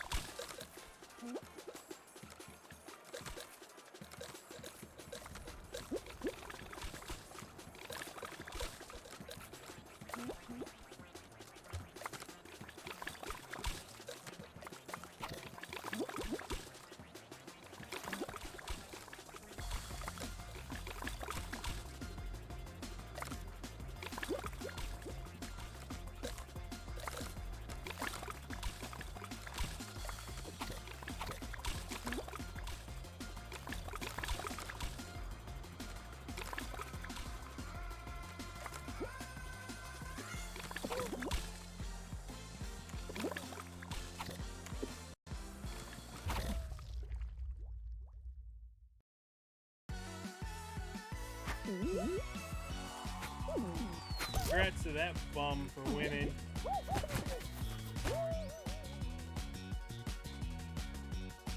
We're not gonna talk about the football till about 7 o'clock and stuff.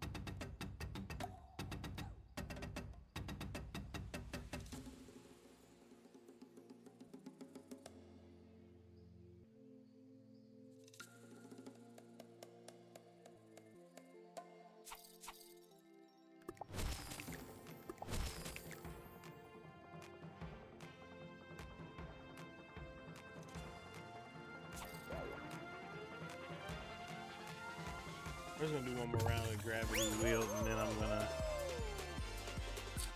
go into quads.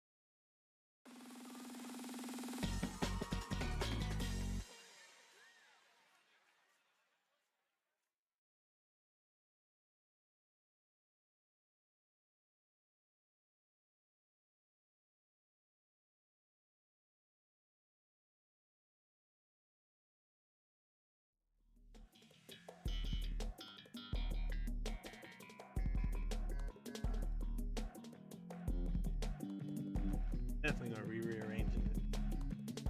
Might start tonight, to be honest.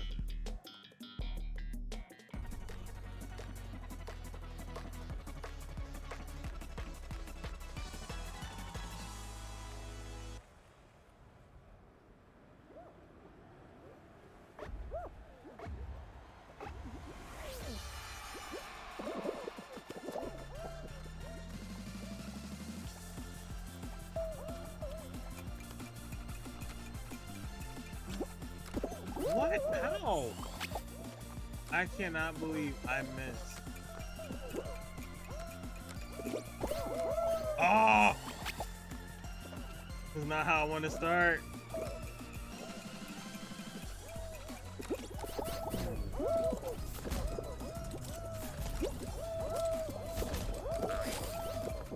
Oh, come on!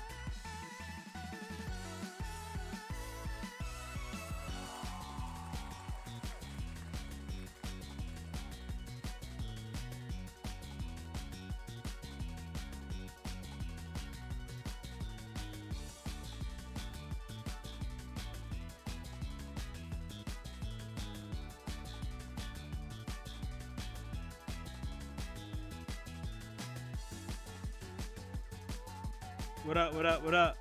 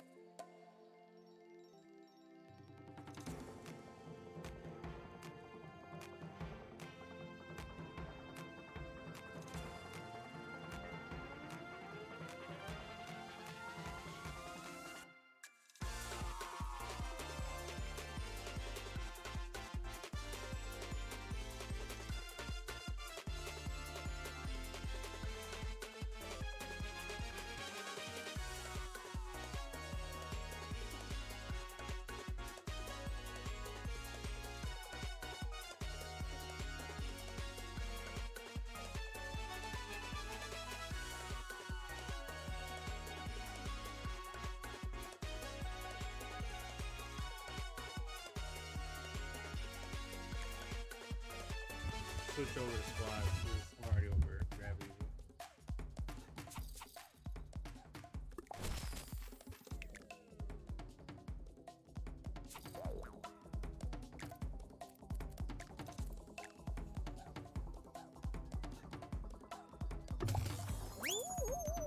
Appreciate you stopping by.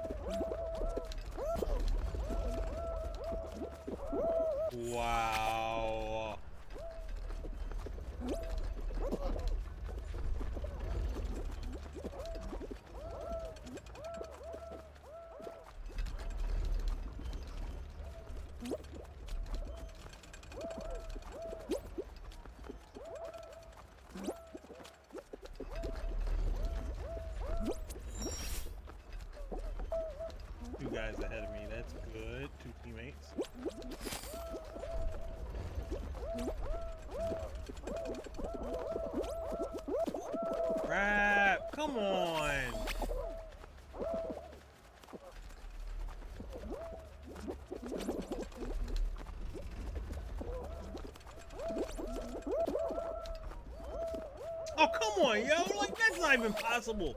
How do you have it already bent down like that when it wasn't like that even when we just jumped on? Like, come on, man.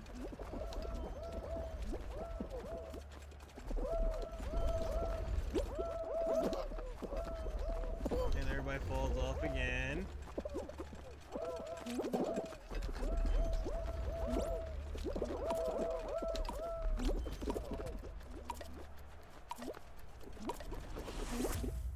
Oh, I hope we qualify.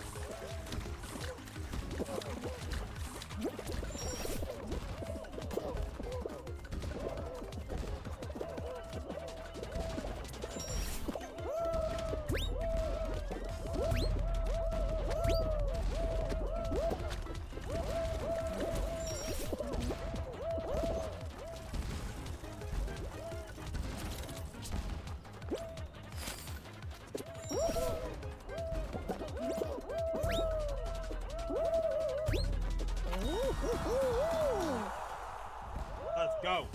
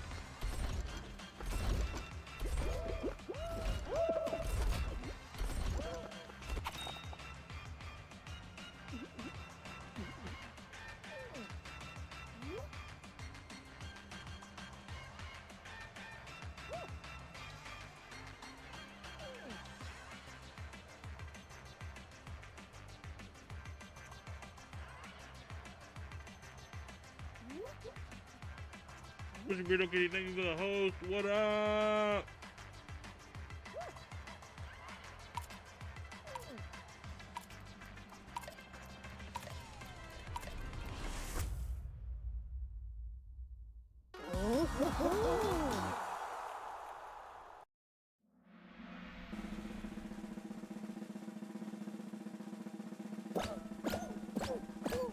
So this guy's not gonna play at all. He's gonna wait for us to fail.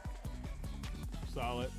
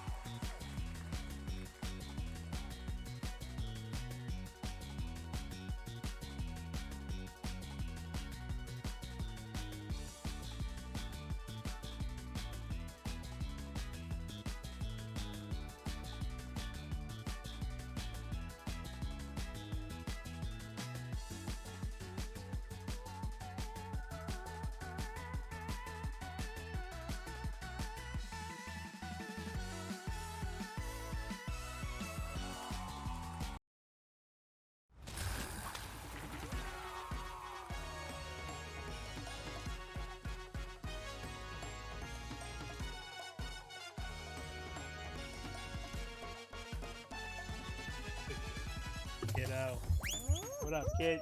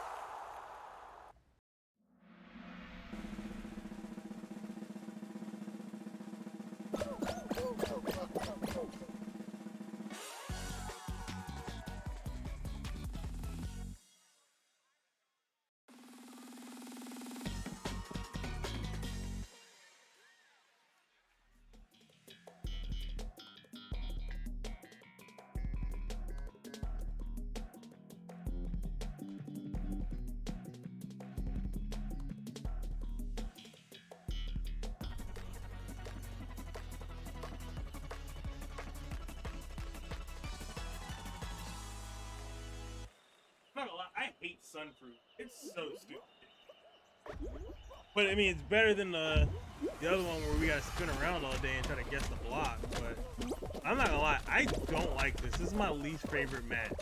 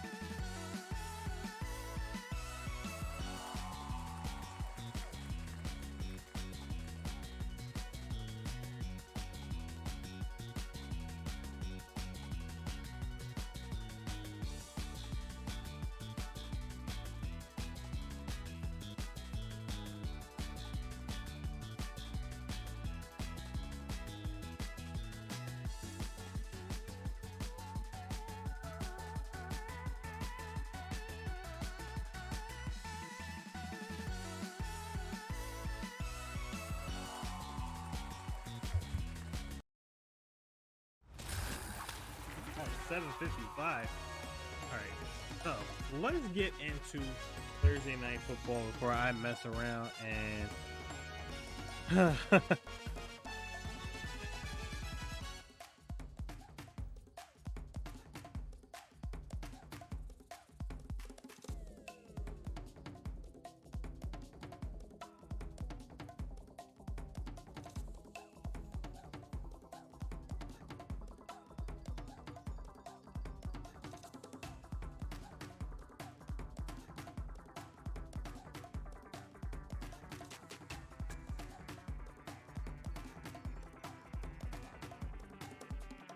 Oh, it's Tampa versus Philly. Oh, baby, this is gonna be good. So we're gonna do Thursday Night Football now, and we're gonna talk about. We're gonna give my NFL predictions at 8:30, and then we'll do quick hits. Or you know what? I'm gonna do my NFL countdown stuff now. I'm gonna do NFL predictions at 8:15. 8:30, we'll do quick hits, and then we will be out of here at 9, baby.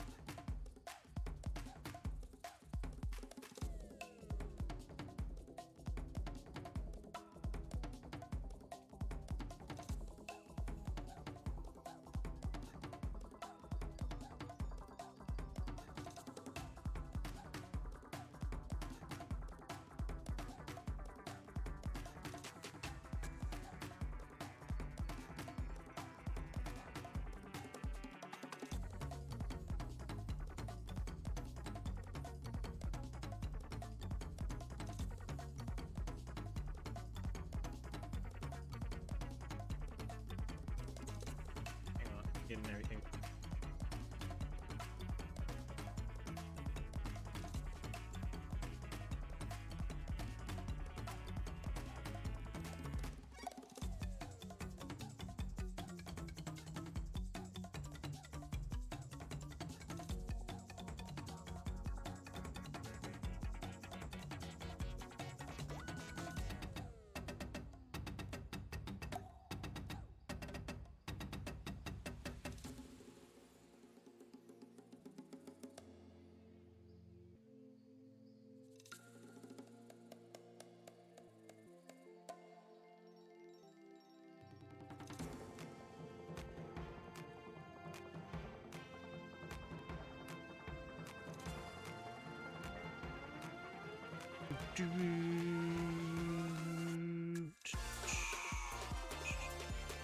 All right, so 8:20 tonight, the Philadelphia Eagles will be taking on the Tampa Bay Buccaneers. Oh Lord, this is not gonna be cute. And they're hosting it. So Tom Brady is coming to Philly. Oh baby.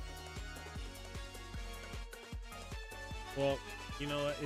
It's been a fun time. But I'm picking the not the Patriots, the Bucks hands down. It's not even close. It's not gonna be close. Tom Brady is going to ball out. Ball out. Gonna ball out.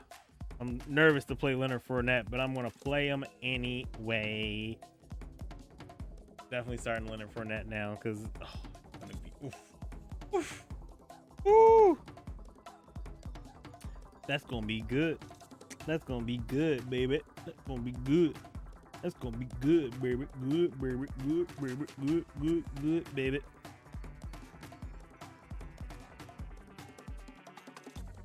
Yeah, like I'm ready for that. That's gonna be fun. All right. Yeah, I'm definitely picking the Patriots on. God, I keep saying the Patriots. I'm picking the Bucks. Bucks will win, and we're gonna be good. It's gonna be. I don't think it's gonna be close, so we'll see how this goes. But yeah, that is my Thursday night prediction right there. It's just not gonna be. It's gonna be good. I'm not saying that the Eagles are gonna completely crap the bed or anything, but it's not gonna be easy. It's not gonna be a fun one for them. Although the only shot they have of it is if their throws make it. If you can get those passes going and you get in the deep ball in their secondary, God bless it. So we'll see, but I don't bank on that at all. All right, so like I said, we're gonna get the rest of the NFL predictions in about 15 minutes.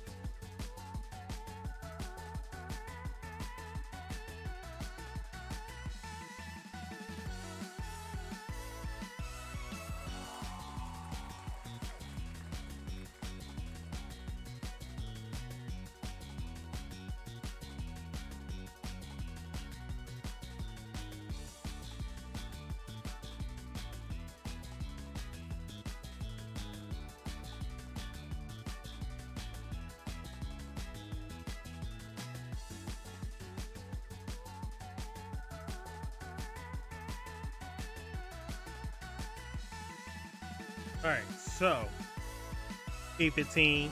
You already know that deal. You already know what's going down. It's time for the NFL predictions.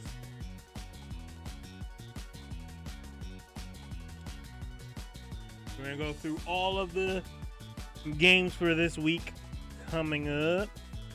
Obviously, we already picked the Bucks over the Eagles, so Thursday night. Then let's go through the Sunday night games. Early top. Dolphins versus the Jaguars. The classic bum fight of all bum fights. Dolphins are 1-4. Jaguars are 0-5. I gotta know if Tua's playing.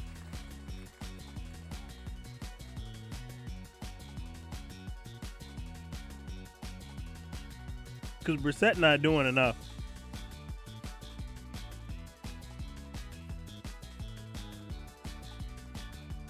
And he's questionable? What?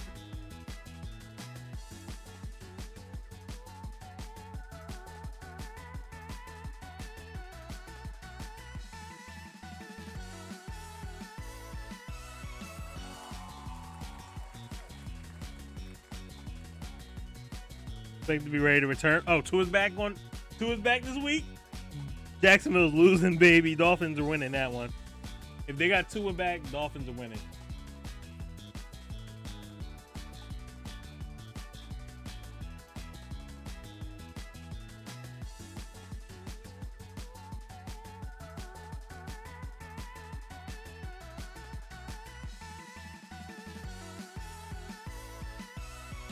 So, Packers and the Bears. Packers, hands down. Packers over the Bears, not even close. The Bengals against the Lions. Lions are gonna have an ugly night. Jaguars are gonna have an ugly night if Tua's back. Rams over the Giants. Texans and the Colts are both 1-4. This is tough. I'm picking the Colts. Texans don't have a quarterback. So I'm picking the Colts over the Texans. Rams over the Giants.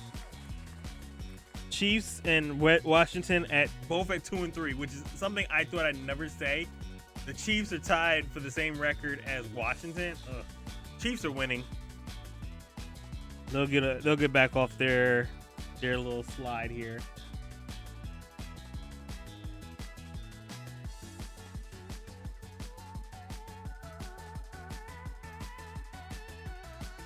Like, it's not like they've been playing like bums and they just lost.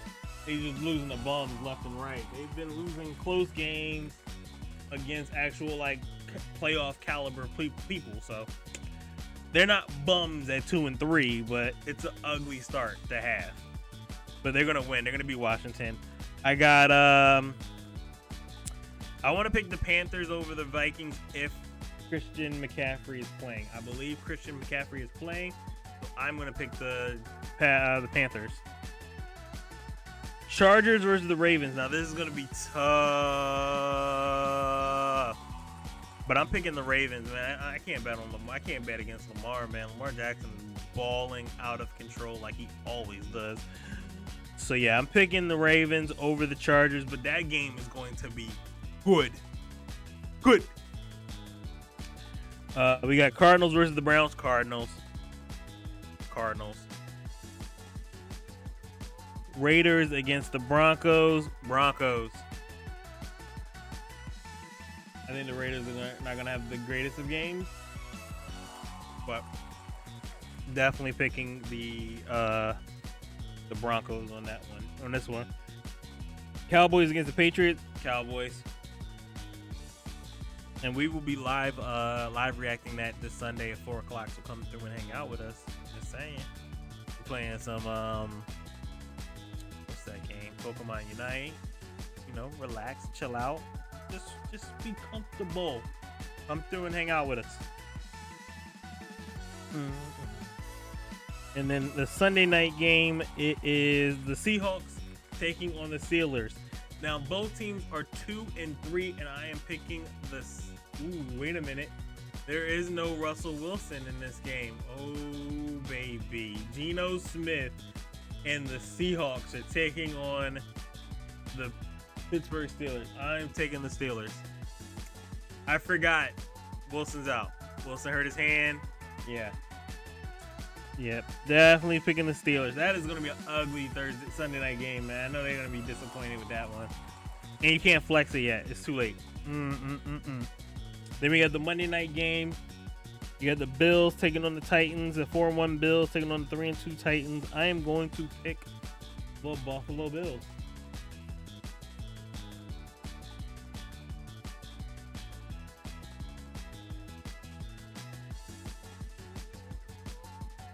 So that's my picks for the night. We're going to do quick hits after another run here.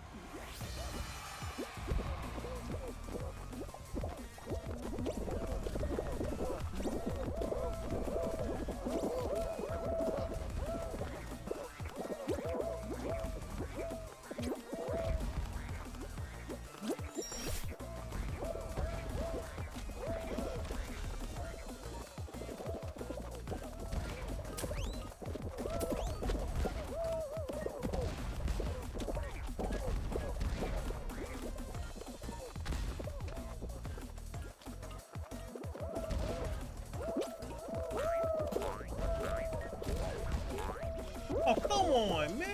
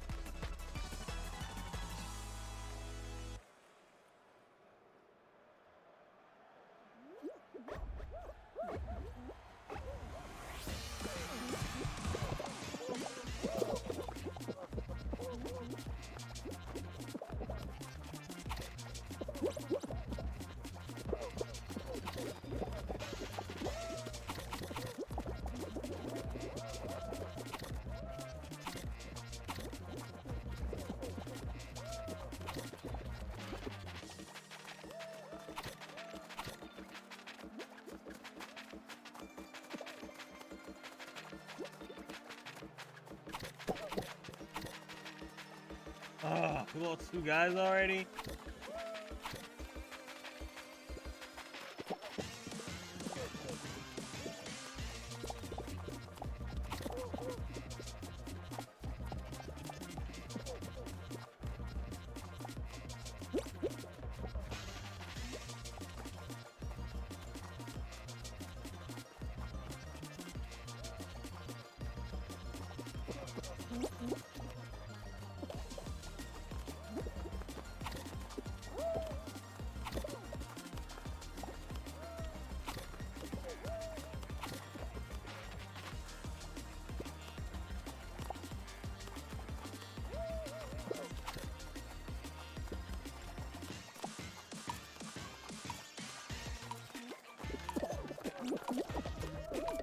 Hey, we qualified too, baby. Let's go. You're welcome.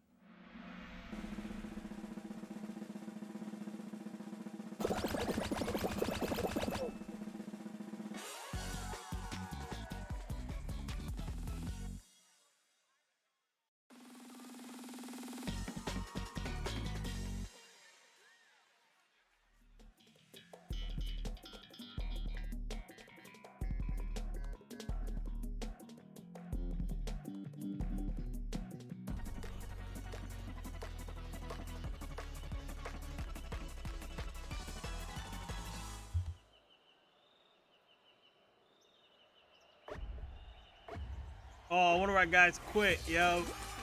Oh, and now we're officially down.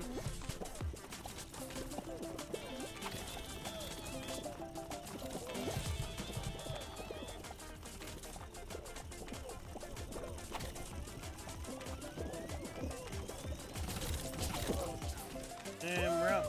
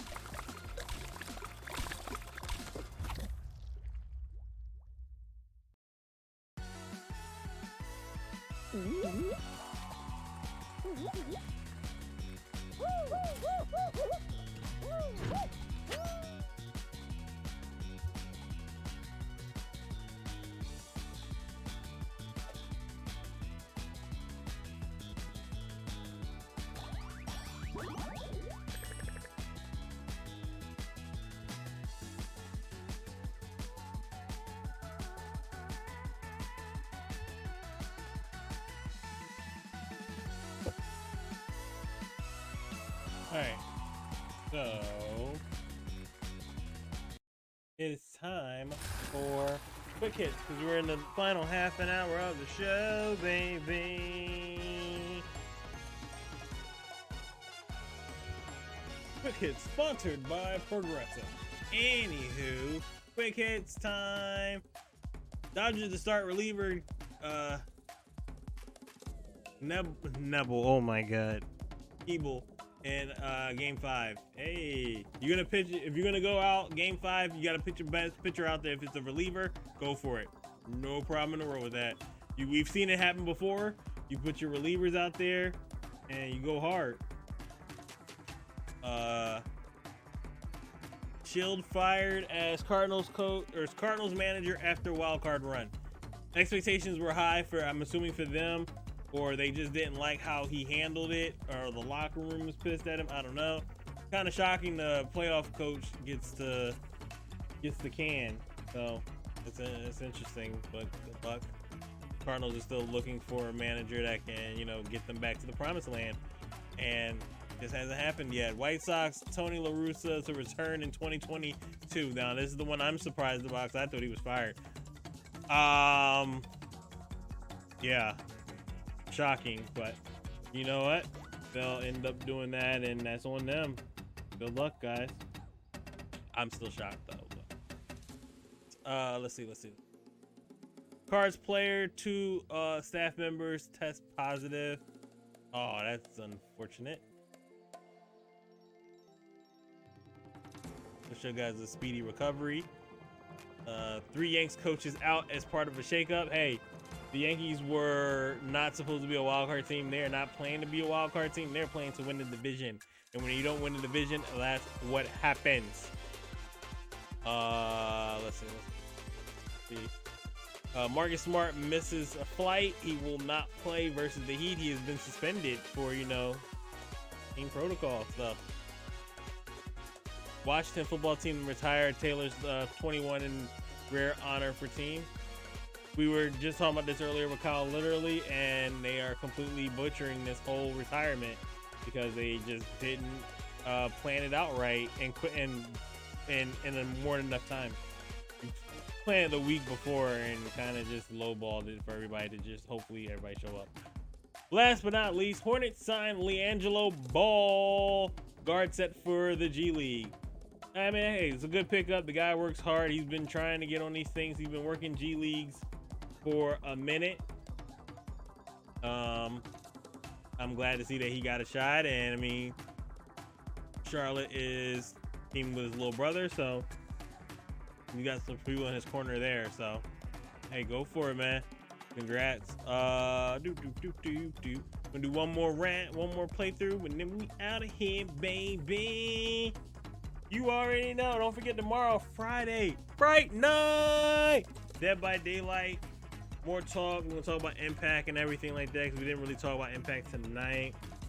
To be honest with you, I really didn't have a good preview for it. I mean, they had stuff going on, but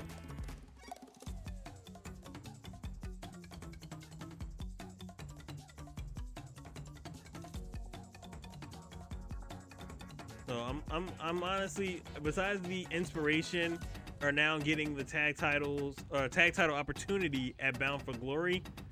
I'm just kind of waiting for Bound for Glory. I just need Bound for Glory to get here because they need to hire more. They need to sign more people, and I'm liking that they did sign some people from the Knockouts Knockdown. So I'm hoping they keep filling up the roster because we need more bodies and we need new rivalries because Eddie Edwards needs somebody new to mess with because he's been going in circles with Moose over and over and over again, and it's just tiring.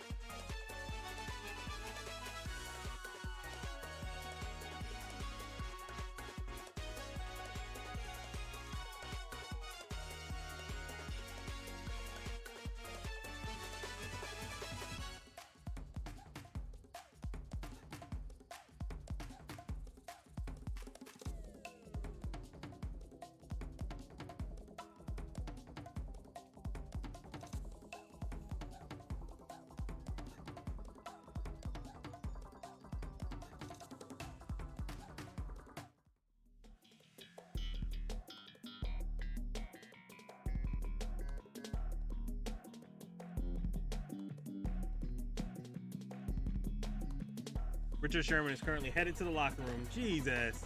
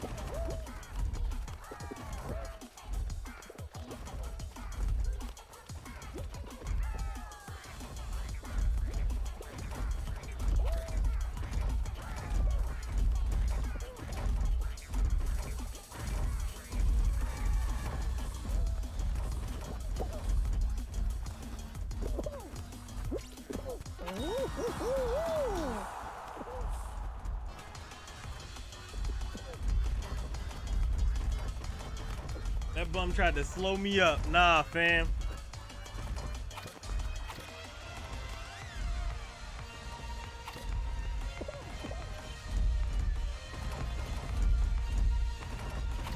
Richard Sherman's done for the night with a strained hamstring.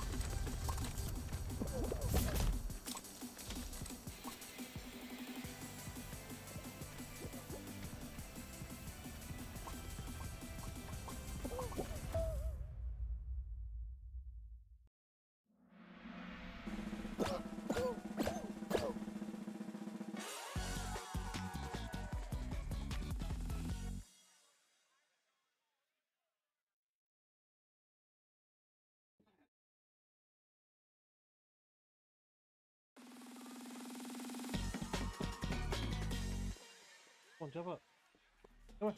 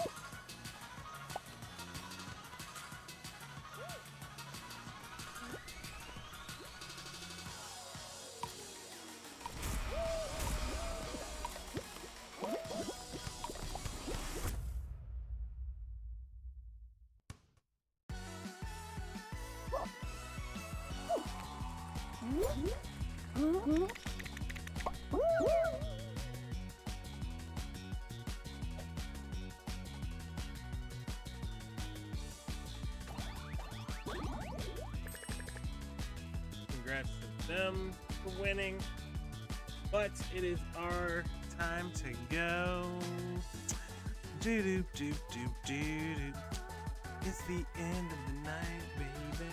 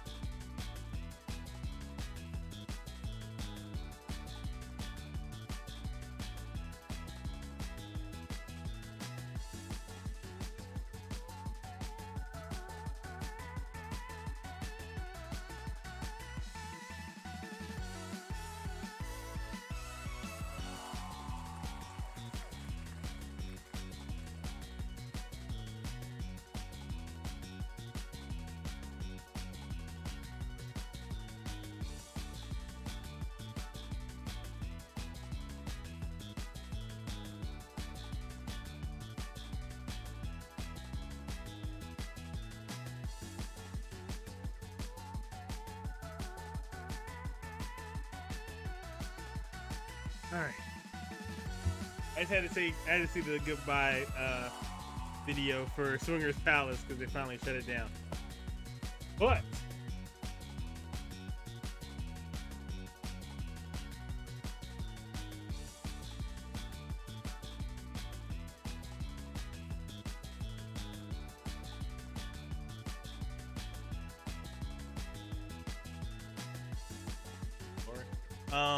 so yeah, we'll be back tomorrow, Friday night. You know the deal. Don't forget Sunday. We're back here on Twitter or Twitch. Don't forget Friday night, right after the stream. I'm over on Twitter doing the live react for Life After Lockup. Then we're over Discord at 10 o'clock for Goosebumps this Friday. Saturday we're doing Are You Afraid of the Dark at 10 o'clock. So stay tuned. Join the Discord. The Fetch. We talked about the Fetch earlier. Make sure you go check out the Fetch. New episode coming in a couple of weeks, man. I'm super excited. I hope you guys like this stuff, because if it sucks, please let me know. I'm trying to do some stuff that you guys will enjoy. So yeah. Stay happy, stay healthy, stay safe. This is the last couple of weeks of the 2K Sims, so make sure you're checking that out. Madden Sims is wrapping up as well, because we're done with them. We're not going to do another Sim League until we get the next generation stuff. So yeah, Madden Sim is about to wrap up. We're in like the final couple of weeks, and I don't think we make the playoffs. So yeah, man. Anywho, I'm out. Stay happy, stay healthy, stay safe, spread love when you can, and I will see you guys tomorrow. Peace.